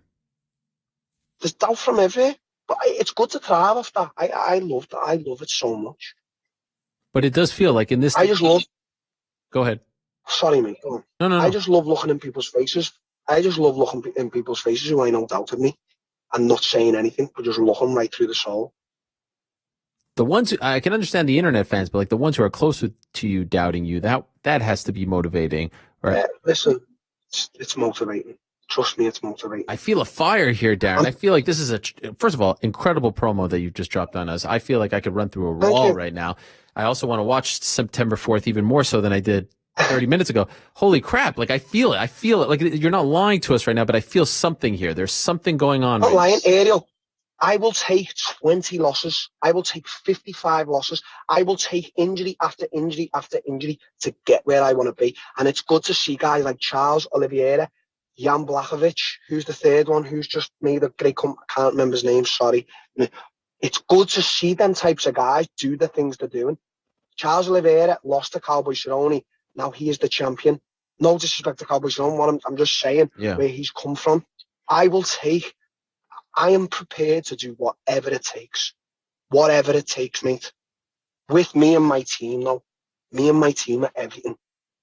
You're nothing without your team, and the grass is always greener on the other side of the pitch. It ain't. Believe in your team the way your team believe in you. I have visualizations of winning that belt when Joe Rogan comes over to me with the mic, throwing the mic out of his hand and giving it to Colin Heron so he can give the speech that is needed. Then I go out the cage with my belt, let him have his speech, then I dump the belt on his desk the next day, and we continue. I visualize all this, mate, but I believe it. I don't just say it. I do truly believe it. As I say, mate, with all the antics and that's hype and fights, but don't get it twisted, Ariel. I don't take this lightly. I wake up every day and I put my soul, mind, and body through hell and back. You couldn't survive a Team Carbon if you didn't. I don't think there's anything more to say, Darren, so we will leave it at that. That's nothing. Beautiful stuff. Really beautiful. And this is why, despite all the craziness, they love you and they support you, and you know your fans have your back, and you make them very proud. Of course. And I didn't know you posted like the secret to viewers, and I seen every comment like listen, you got a guy in Israel Adesanya who, for me, I mean, I'm a fan of him as well. He was a fucking huge champion. He's so good. Then you've got like Rampage Jackson, who I was a fan of when I was a kid. And all I seen in the comments was, you got Till on. You got like the fans, mate. Yeah, I appreciate the love, and I will always keep it 100%, or I will try. If I don't, text me and say, Till, you're not keeping on 100%. You've gone off track. Now, don't get it twisted there. You're like money, fame, all that shit. It tweaks people a little bit. Of course it does. It's meant to. But I will always keep it 100%. I will always go around in my flip-flops with my shitty little jackets on in my big car, and I will keep it 100%. And I'm going to promise that to myself. And I have promised it to myself. There's no changing. Sponsors, all that. We want you to do. Fuck that. I've got a mind and I've got a voice, and I'm going to speak it, whether you like it or not. By the way, Izzy up next. Do you want to say anything to him? Do you want to pass a message to him? He'll be up in a second. we speak enough, mate. Okay, fair enough. Listen, good luck, Izzy, on your journey. You're on a journey, and he's a fan of me. I'm a fan of him. But I will be beating you, Izzy. I will be beating you, mate. You fucking know it. Thank you so much. Ariel, have you got anything else to say? because you've just wasted 25 minutes of my fucking night. I just want to say ta-da to in you. Ariel. Much love. You know I've always got your back, kidder. Thank you. What about the schmo anyway? Bye-bye, Darren. Bye-bye. Thanks for stopping. But that was great. I don't know who planned that, but that was great. You got to love that. They say that you don't punch down. You don't punch down. But he wants me to. He wants it, and me responding to him would be punching down. Him being Darren Till. They all come after the king, but I'm still here on my throne, back on the #1 show, the #1 mixed martial arts show, not just right now, the #1 mixed martial arts show in the history of mixed martial arts. I have to figure out what to do with the glasses, because now I'm an old man. I wear glasses. I put them on, I take them off. My eyes are all blurry. Thank you very much to Darren Till. Oh, thank you to everyone. By the way, a quick reminder before we get to our last guest of the day. Mondays and Wednesdays here. So we're back on Monday. Excuse me, I'm an idiot. We're back on Wednesday. Same time, 1 p.m. Eastern, 10 a.m. Pacific, 6 p.m. GMT. At the end of today's episode, I'll give you one name who'll be joining us on Monday. How about that? A little something, like the Salt Bay, a little something right here. A little something. I'll give you one name who'll be joining us on this Wednesday show. And then on Thursday, I'm off to Las Vegas for the first. It's all coming together. How does this happen? It all comes together. How does this happen? Going to Las Vegas for the first time since March 8th, 2020, when Israel Adesanya fought Yoel Romero. That was the last time I was in Las Vegas. Can you believe it? And on Thursday, I'm going to Las Vegas to cover SummerSlam for my good friends over at BT Sport. I can't wait for that. But we're all about today's program, and in a matter of seconds, we are going to be joined by the reigning defending UFC middleweight champion, the pride of not only New Zealand, but of course Nigeria as well, the man who hopefully sometime in the near future will be defending his title against Robert Whittaker in a highly anticipated middleweight title fight. The man who was kind enough to wake up oh so early to do this. Remember, it's currently, as we are sitting here right now and speaking to all of you, it is currently 7:33 a.m. in New Zealand. Tuesday morning. They're that much ahead of us. I don't know what the math is. Is that 16 hours, 14 hours? I don't know. But that is a special thing. Fighters, they don't like to wake up early. They don't like to get up, before 10 if they don't have to. And so for Israel, the last stylebender, Adesanya, to wake up this early, to come on this program, to be our final guest of the day, means more than he can possibly know. And so without further ado, let us go to the Zoom machine and say hello to the reigning, the defending, the undisputed UFC middleweight champion, joining us very early, probably way too early, the one and only, the last style bender, Israel. And let me just pause here for a second, Israel, as I clear my throat.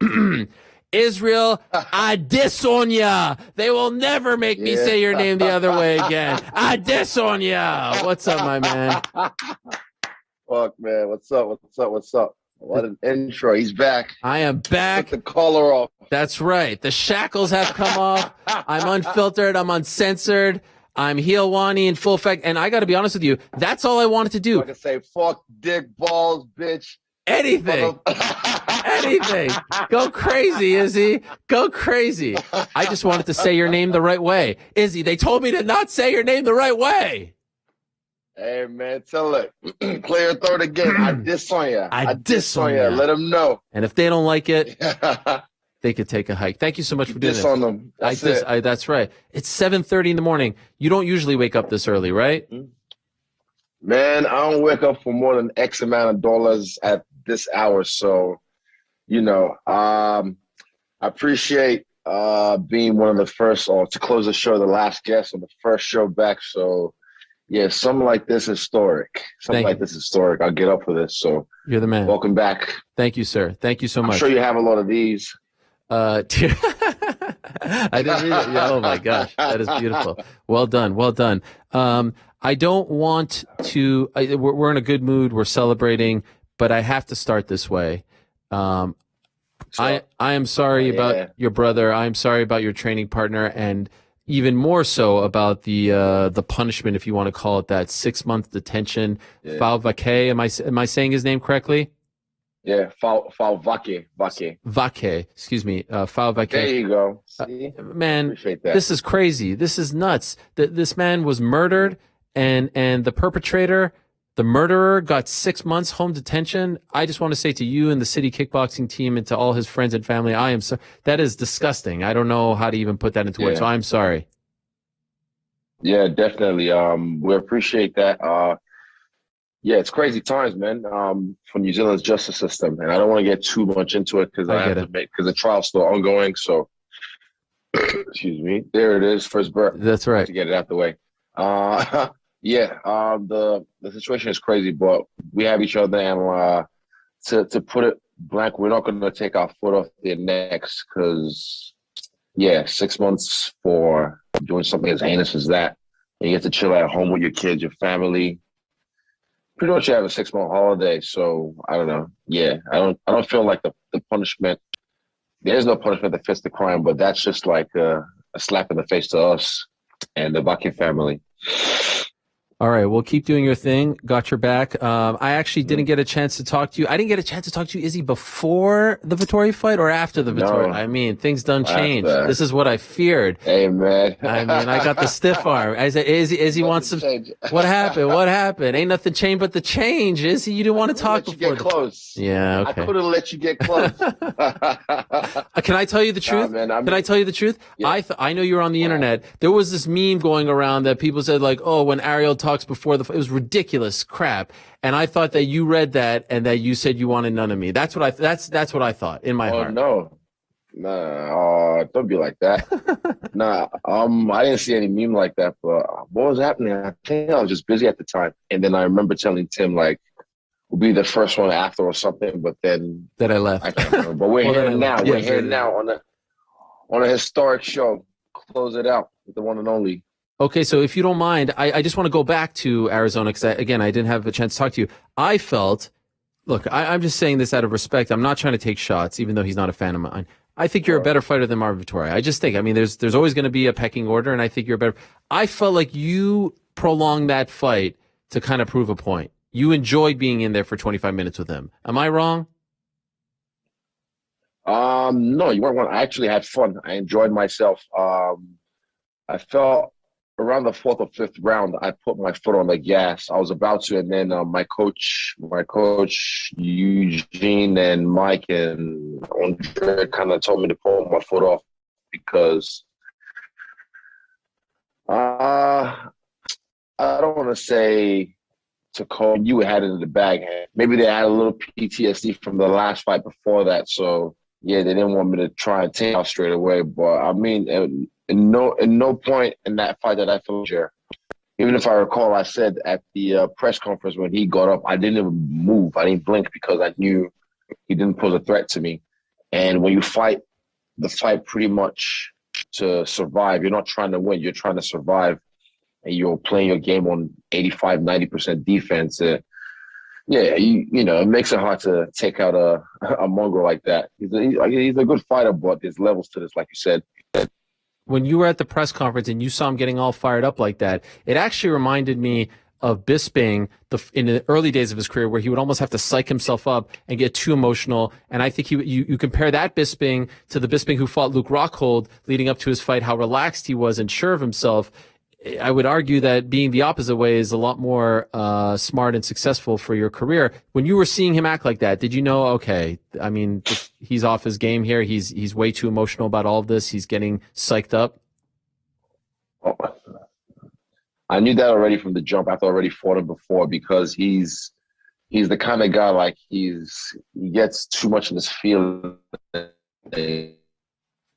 I know maybe it's an Italian thing, and that's like a recent quote from Cuomo. Was it Cuomo? I can't remember now.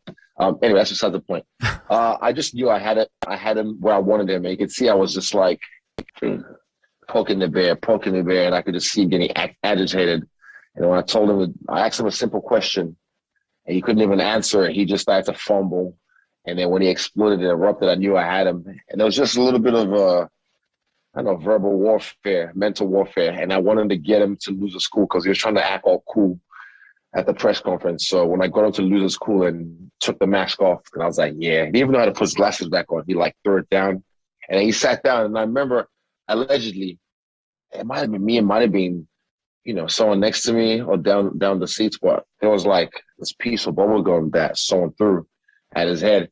And then he got all fired up again. So I don't know who threw it. It wasn't me, but, I hope they catch the person who did. In the fight, nice moment there where you gave him a little tap on the behind. You just felt compelled in the moment to remind him. What was that all about? Oh, yeah, same thing as my bitch. Like I said, I was going to do you like I did my other bitch. So, yeah, he was just, like I said, playing the game, crotch sniffing for 25 minutes. At one point, he looks at me and goes, come on, let's go, let's scrap, let's brawl. And I was like, are you stupid? This is not your moment. So in that moment, he was there, and I was like, well, you're trying to win the fight. So I let him know, hey, get to it. You got to smack a bitch sometimes. Just let him like, hey, get to it. Did he really say to you that he thought he won after the fight, like before they read the scorecards? Yeah. Wow. He because I said, well, at least you can. I think I said something to the lineup. At least you can admit I had that one. He's like, well, this one. I'm like, yeah. He's like, I won that. I was like, okay, no. We can't talk anymore. We can't. I was like, there's no way. We're not the same already. But then if you thought you won that, for me, like even I said earlier on before the fight, I wanted it to be 5-0. Like I wanted to finish him. And he's hard to finish, but I wanted it to be 5-0 just so he knew and like without a doubt, like I schooled him bell to bell. And I did, but like Eric Hartman, man, he just has that belief in himself. That belief in himself that you can believe your own bullshit. And hey, to each his own. What about your belief? Because that was the first time in your MMA career that you were coming off a loss. Did you find that you were doubting yourself at all? I didn't even notice that the belt was there this whole time. Damn, my bad. Oh yeah, I just realized I should. Oh shit, I just put it where the sun is catching. We've got a nice sunrise right now, so I was like, oh man, it'll be catching way better on the side. It's beautiful. Did you feel like you were doubting yourself going? Like, did you need that confidence? This is the first time seeing. Did I feel like I was doubting myself? Not at all. No, going into that fight, I already fought Vittoria before, so I knew what he offered, and I felt like, what new can he have shown me? Like, you know what I mean? His last few fights have all been the same. They all look the same. So I was like, what's something new that he can show me that he hasn't shown? And it's just, like I said, good boxing defense. I even told his corner that his defense with his boxing was on. That's because it was, you're playing scared, you're running scared. But no, it never affected my confidence. You saw me at the press conference. You saw me leading up to the fight. I was just playing with him. So, yeah. What were you going to say before I interrupt you there? You said this is the first time and you didn't finish your thought. Oh, no, with this belt. Because 2 seconds, hold up. Right, no problem. Last week, I've been with this belt for a week now, but before that, I hadn't seen it for about 2 months. So sometimes I hold on to it for about a month and a bit or 2 months. And then eventually just when I have a fight signed, and it's time to go back to that dog mode, then I relinquish the belt back to Eugene and he just holds on to it. I don't walk around with this thing and just kind of keep it in my house all the time. It just happens to be here. So, yeah, I thought I'd flex it. Wow. So you have the belt, then you give it to him, and then when you sign your next fight, you take it back as a reminder? No. When I sign my next fight, like when it's time to work, I give it back to Eugene, because he normally holds on to it. I don't hold on to it because I don't want to be like one of these guys who always carries the belt around. I feel like it changes the way you think about yourself in not just the best way. Sometimes it could be the worst way. So just keep your edge. You know what I mean? Stay active. I saw you do an interview recently. I forget which outlet. It might have been like a New Zealand paper. And you referenced the line that I almost reference every damn time. You know which one I'm talking about? The Silk Sheets line. Oh, yeah. From that was another Marvin Hagler. Marvin Hagler. It's hard to wake up in the morning when you sleep in silk sheets. Yeah. You've been experiencing this. Not recently, no. But in the past, maybe. Everyone does when you get to this level. You just have to be able to remind yourself or have the people remind you that, hey, there's more work to be done. So, yeah, I like the spot that I'm at right now, like the work we've been putting on with our curriculum. I'm kind of glad I have this time off because I really get to learn a lot more, I guess, new skills that I can use when I come back. So, because when you're in fight camp, you're trying to just get in fighting shape. So now I really get to just upskill the martial arts. So you mentioned a time off. There was also a story that came out last week that Whittaker's manager was talking about how they have to delay your fight, that they maybe wanted to have it in November at Madison Square Garden, but now because of the travel complications, New Zealand, how strict they are. So is that accurate? Is this fight not happening till 2022? Yeah, most likely. Most likely, yeah. Okay. So, November was down, but just this whole MIQ business, you've got bots now and people in, East Asia, looking for vouchers because you have to buy a voucher to be able to quarantine.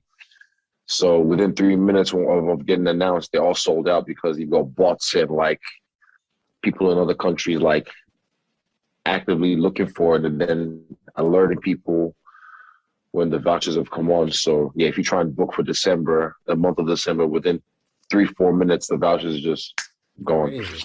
And you don't get some sort of exemption because you're an athlete, you're a pro athlete. None of that. Nah, this is well, I felt like they should. They let the Wallabies in here on just over the weekend when they played against the All Blacks. On some exemption, I don't know, but hey, it is what it is. It's kind of sad just because I understand because you have people who maybe couldn't even see their parents die or go to their parents' funeral because of this whole MIQ bullshit. So yeah, it might not be important to. It's all relative. It's all relative. What we're doing is important to us, and I feel it's important to the country because we are bringing a lot of economic value into the country. So we should have an exemption, like the way some of these other sporting teams and acting, people or whatever entertainment people get passes. But we'll see. At the moment, we're not. So I have to adapt and overcome. Without looking at it in front of me, probably one of the longest breaks of your career will end up being, right? Because you fought in June. If we're talking early, you don't usually take 8 months off, right? How do you feel about that? Yeah. Well, for me back in the day, might have been dangerous, but another metamorphosis. I feel like I just want to apply pressure, put it that way. I want to apply pressure right now. So yeah, to do that, you have to really get this kind of work done outside of camp, not just float around the gym now, just clocking in, really gaining those XP points. And that's what I'm doing. So yeah, I'm enjoying it. I'm enjoying this, they say time off, but it's not really time off because I'm working every day. Do you find motivation in the idea of fighting Whittaker again? I feel like he is the rightful number one guy. He's deserving, but you've climbed that mountain very recently. Does it do anything for you, the idea of climbing it again?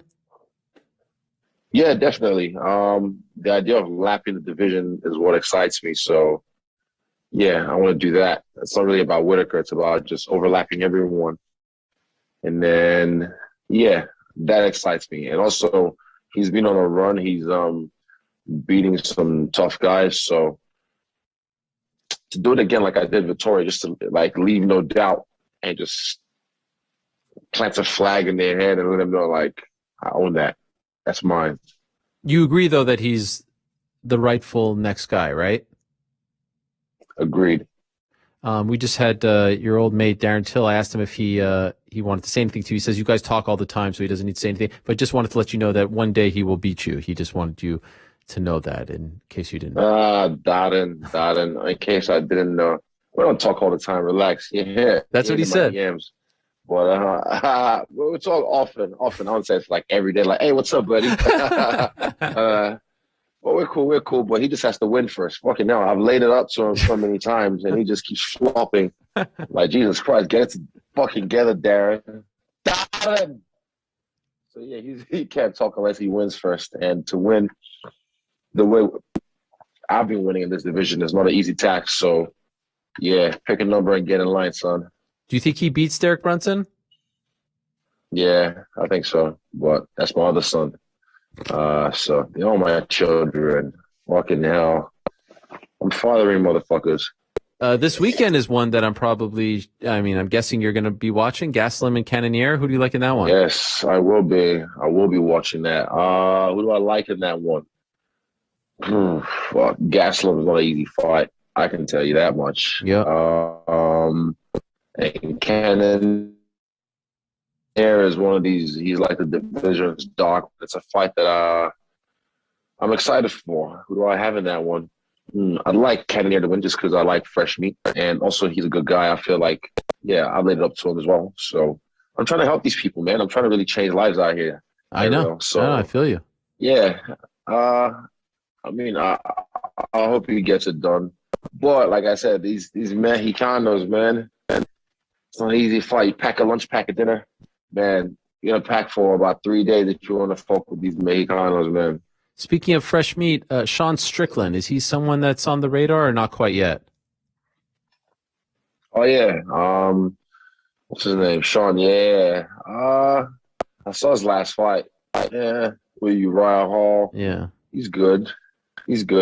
Just, yeah, I don't know. He's good. I know he's a Paradigm, so I don't really know much about him. Yeah, that's true. I forgot about that.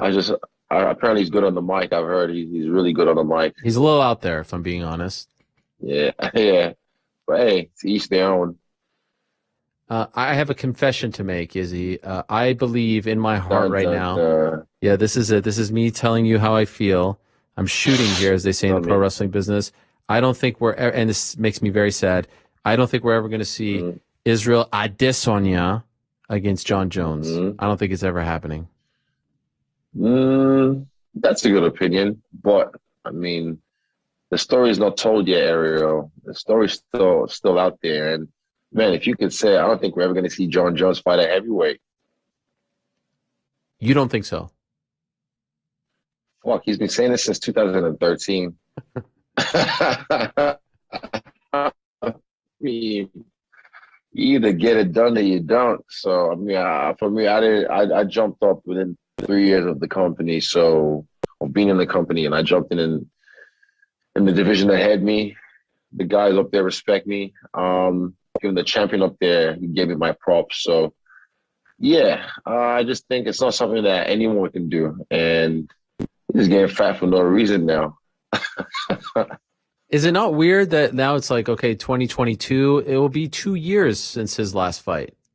Whenever he fights. Could be 2.5 years. Like, what's going on? Hey, man. I don't know. You got to ask Jon Jones. Get him. At least he didn't close the show. Get him on the next show and then ask him. Yeah. He might tell you. He might know. He might not even come on your show. He might be too big for your show. What? Or out there in Albuquerque, New Mexico. You're saying my show isn't big enough for Jon Jones? I'm saying he might think he's too big for the show out there in Albuquerque. You know, it might be too.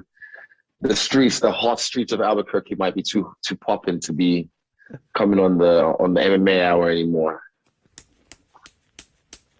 I feel you, but do you see where I'm coming from? I just feel like you're on different wavelengths, going down different paths. It's like I don't see how these stars are going to align unless they throw a curveball at us. I see it. No, I see it 100%. But that's the thing. Like, you got to know when to hold them. You got to know when to fold them. Yeah. And the song's not over yet, so stay tuned.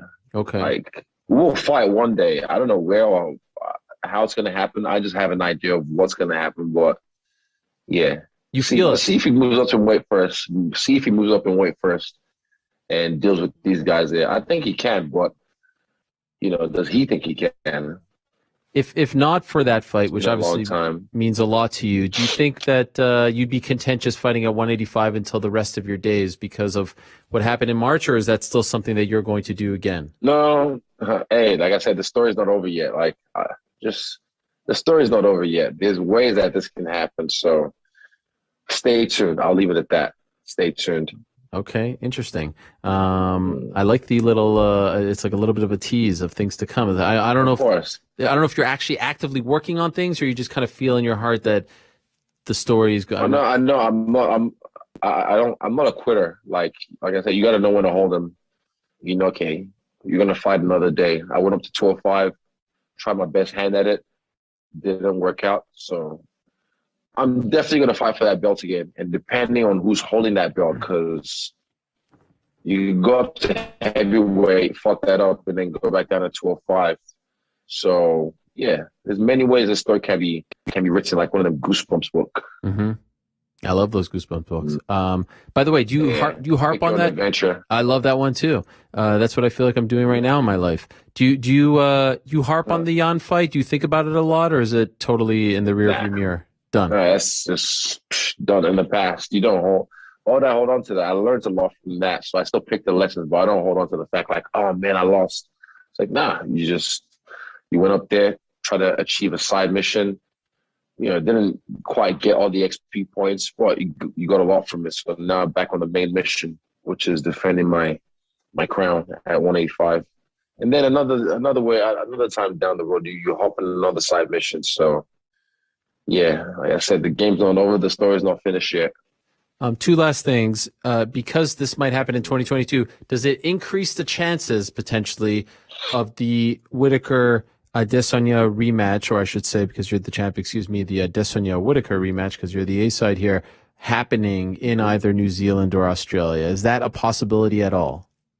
Man, I tell you what, without this whole COVID MIQ bullshit, I can probably say 90%, I'm sure we would have done this fight at Eden Park Stadium in Auckland, New Zealand, if not for this whole MIQ bullshit. But, the UFC runs a really tight, very well-oiled machine. So for them to have the people who run that machine quarantine for 2 weeks and then,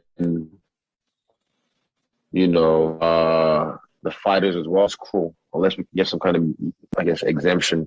Because I know that would bring a lot of, because cash is king, man. It would bring a lot of money to the economy here. So, of course. Yeah. But, hey, man, this whole COVID shit here to stay. So, I hope not. Why not? I hope not. It's around, man. It's And what about your old mate, Jake Paul? Tyron Woodley? Who do you like? Ooh, yes. When's that fight? It's like next weekend. Not this weekend, next weekend, yeah. Next weekend, yeah. Jake most likely. Wow. Tyron's too small. Yeah, and I mean Tyron, I don't know, on the trailer they called him an expert striker. Yeah, that was weird. That was weird. Expert striker. Yeah. I was like, since the fuck when? He's got a right hand that he, looks for. So when you have one thing to look for, it's easy to avoid that. And yeah, Jake's big. Jake's actually a good boxer. So yeah, if I was gonna bet, I bet on Jake Paul. The fuck, that was a stupid bet he took as well. Because he kind of got bullied into making that bet. Yes. The tattoo, right? I love Jake Paul if he loses. Yeah. Yeah, like if you're confident, fuck it, take the bet. But then if you weren't gonna take the bet and then you got coaxed into it because he was in your head and he just no confidence. By the way, who's that picture over your right shoulder? What is that? Is that like a concert or something? Oh, yes, this was at 660 when I played at I performed with them on that sick. picture right there. That's sick. Me and my shoe from 660. Yeah. And that was me just jumping up. Oh wow. Is this in your home? I don't know. Elevator. Yes, so yeah, 660 is a famous, very famous New Zealand band, homegrown. So Yeah, they played in front of I think it was 50,000, over 50,000 at Eden Park. Can't remember, Eden Park Arena. But anyway, it was massive as fuck. It was iconic. It was epic. Another one of those things that's just like. Yep. Do you have that list, that active list? What's the next one on the list? What's another thing? You got the Puma deal. You got all these things. I got many things. You right. see the nose is still working. The nose is always fucking twitching, isn't it? See you salivating over there. Okay. All right. Well, congratulations, by the way. Another member of CKB has joined the UFC, right? You guys do it very well. I love when you guys do this. Diamond. Yeah. When does he debut? Does he have a debut yet? Not yet, but same thing. MIQ's just the motherfucker, man. It's slowing things down. Boy, we find ways. We'll always find ways. Where there's a will, there's a way. And this ain't the first time we've been hit with some obstacles like this. So, yeah, but Blood Diamond, he deserves to be in the UFC, man. And each time we have another fighter get signed, I think we have 8 now, which is pretty cool, you know. Each time we have another fighter get signed, it's a thing of joy. It's a big deal because we a lot of us, we put our hearts into this. And Dime is even like, I think he's a year older than me, so yeah, he should be in the UFC definitely because he's not getting any younger. But the way he fights, it's just, I feel it's something that people need to witness. People need to witness on the big stage. And me and him have been at this for a long time. Like me and him, pretty much we had our backs in China. It was just me and him in China sometimes. Like he'd be in my corner, I'd be the only guy, and vice versa. So I feel like it's his time. It's his time. Well, I love the way you guys make those announcements, the videos, everything that you do, the tight-knit team. And I really appreciate you, my man. I know that, like you said, you don't wake up early for a lot of things, and for you to be here meant more than you can possibly know. And thanks to your manager as well for making it happen. So I'll let you go. Do you go back to bed now? What do you do? Do you go back to bed? Did I ruin your what happens now? No, I'm good. I just watched the sunrise. So it's a beautiful thing. I feel like we shared something special together. Pretty ready for training. Yeah. What time is it over there in New York? You in New York? Yeah, I'm in New York. It's 4:00 in the afternoon here. Are you in New York? Yeah. 4 p.m. Yeah. Well, we closed the show properly. Am I the last guest? You're the last guest, Izzy. You're the man.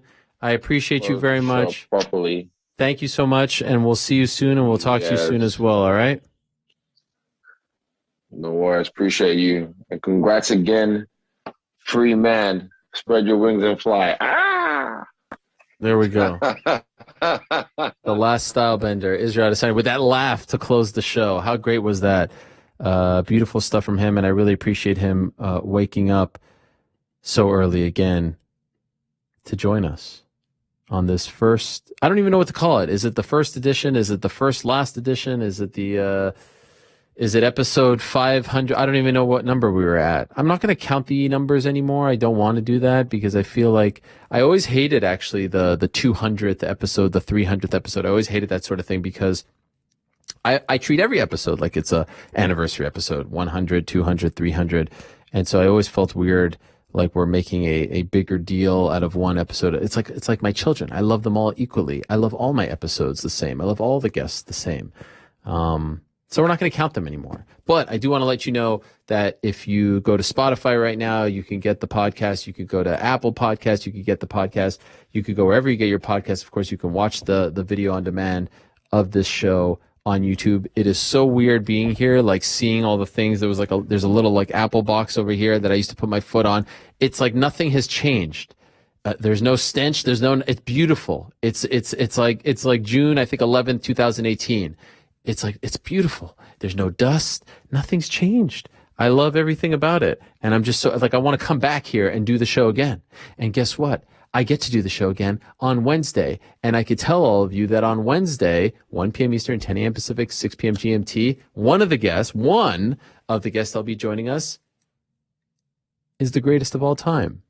That man who's on my wall right over there, George St. Pierre. He'll be joining us as well. One of many guests. I'll reveal the full lineup in the morning, Wednesday morning. We're doing morning reveals now, Monday morning, Wednesday morning. But George St. Pierre will be on the program. You see what we're doing? You see the big guns that are coming out for us? MMA Hour, back in your life. I am so freaking hyped. I am so freaking excited to be here. And I know there's so many new fans of this sport. Some fans, they're kind of like the ESPN, but the new fans, which is great. We welcome them all. They don't know about this show. They don't know about Uncensored. They don't know about Darren Till in his car. They don't know about Israel Adesanya. They don't know about Faber and Rampage. They don't know about Dustin. They don't know about El Diamante. They don't know about GSP, but they're about to find out. I am so hyped. I'm so excited. I'm probably going to go run 3 miles outside right here and now. But for now, I shall say goodbye. So Frank, my man, you can hit my music. How about that song? It's been a while. Oh, it has been a while. It is so great to be here. Did I forget anything? You know, usually around this time, I'll like run down the weekend lineup, but we're going to be back on Wednesday, twice a week. I'm so hyped. Thank you so much to everyone for welcoming us back. Thank you very much to Vox for the opportunity. Thank you for giving me my old show back, my old desk, my old set, everything. I didn't want to change anything. I'm just so happy I could cry. I could kiss this thing. I miss this thing. I miss doing shows here. I miss doing shows staring at a camera, like an actual physical camera, not a Zoom computer camera, an actual physical camera. I'm just so happy. And I'm grateful for what I've been through. I'm grateful for the journey. I'm grateful for the 3 years. But I'm so happy, relieved, grateful to be back home. It's a beautiful thing. So again, I want to thank all of you. And most importantly, I want to thank the guests that joined us on today's program. The 5 names, the legends. Thank you very much to Dustin Poirier. Go check out his hot sauce. It is really, really good. I put it on my eggs and all that stuff. Thank you very much to Quinton Rampage Jackson for stopping by. Good luck to him as he tries to get that Shannon Briggs fight. Thank you very much to Urijah Faber as well. Good luck to him. Thank you very much to Darren Till. Good luck on September 4th. And of course, thank you very much to the last stop on there. And most importantly, thanks to all of you. I love you all. We're just getting started again. I can't wait for this new chapter. Back on Wednesday, same time and place until I say peace.